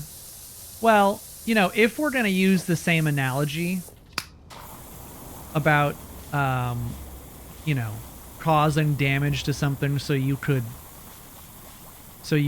clean it up or fix it, like in the case of people who make stuff dirty so they can clean it, I think the Killa analogy in that case is, like, spot on. Because Killa is very good at creating problems for himself so that then he can come in and act like a hero when he cleans up and solves the problem, you know? But when you go back and look at it, you're like, oh, right. This problem was created by Killa. Like, he created the problem on his own. And then he comes in and acts like he's, you know, super god tier gamer when he solves the problem. But you're like, hold the fuck on. You caused the problem. You are the reason you're in this situation to begin with. Like, I don't know why the fuck you're patting yourself on the back. It's like you embezzle money from a company, right?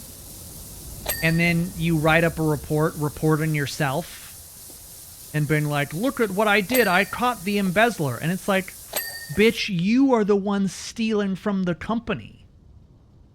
You know, it's that same kind of energy.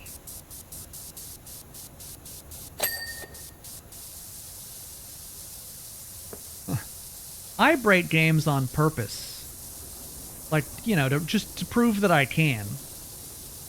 I suppose you could say that Killa creates colony problems for himself to solve them, just to you know, for the content, just to prove that he can, I suppose. But there's also the matter of honesty. You see, I'm honest about it. Killa pretends that he didn't cause the problem, that he's not the cause of all the problems. He is the problem. Like he's the fucking Walter White of causing problems. I am the problem. Same energy.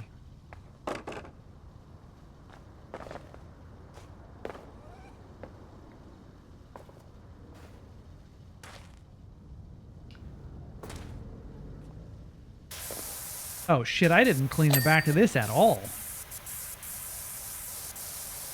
I've been too busy yapping.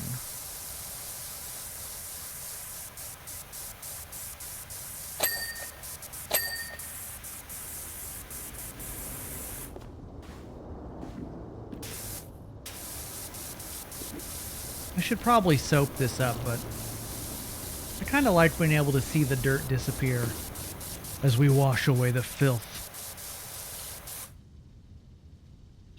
Yeah, Full Buster, this is the second one. This is the very first mission.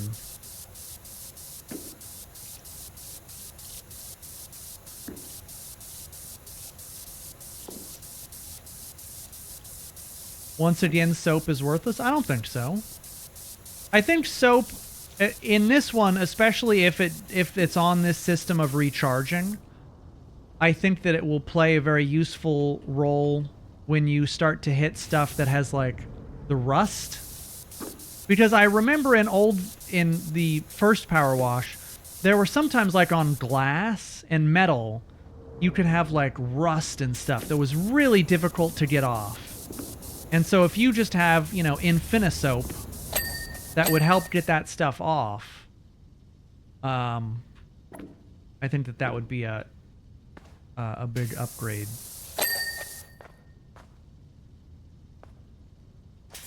Oh, and look at that. It actually shows you, as you get to the end, what you've not completely cleaned. I don't know what it's targeting. The license plate? What are you telling me to clean? The bumper. Oh yeah, see, like, look at this. This has a bunch of shit on it. And then you use soap and look at that, instantly. And it wasn't coming off with just the regular sprayer. Ugh. What good changes they've made. Wait, what do you want me to clean now? The outer roller shutter, oh, door.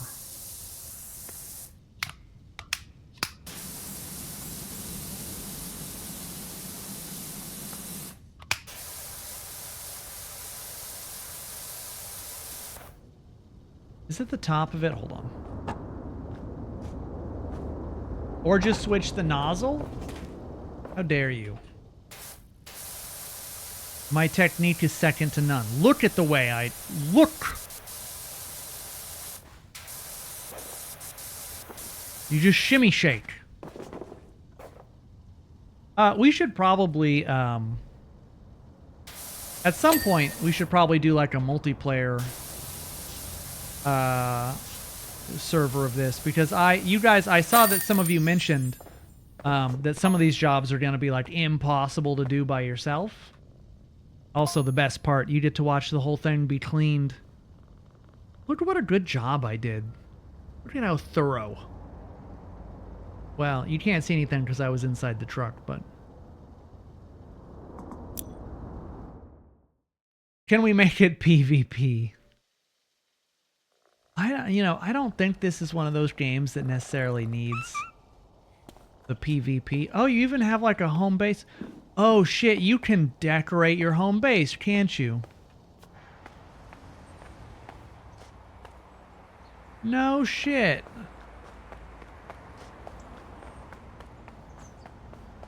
I bet you can buy stuff. Yeah, well, I shouldn't be left in charge to do any decorating. We know that for a fact after watching me play that home renovation game. That was not so good. Oh shit, look at that. It has a whatever that is. Oh, there's a bunch of different ones. Urban Extreme Double Turbo Nozzle. Or, I'm sorry, why would you not want the super big circular thing? That's okay. What's the next? Oh, that's gonna take forever. All right. I would like to play this co-op. Not tonight, but I would like to play this co-op. Maybe we can do it this week, like Friday or something. I would have helped decorate the pool, but you fired me? I fired you. Oh, we did fire you. Yeah. In the defense of the water park that you worked for, you were not doing your job. So, yes, you were fired, but also it was kind of a little bit your fault for not doing your job. So, you know, it's a little bit your fault. I would have shat in that pool over and over again. I mean, you can only shit in the pool so many times, right?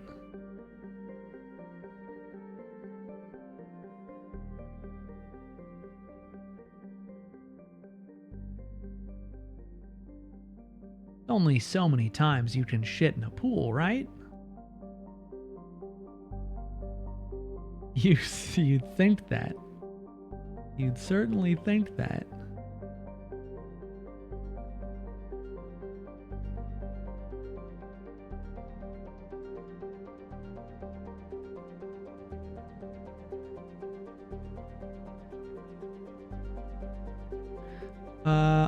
Okay, chat, let's see.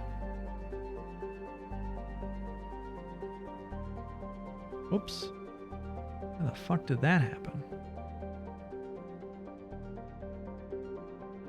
It's called a laxative. If you take a laxative and then go to the public pool, that just feels like you're a bad person.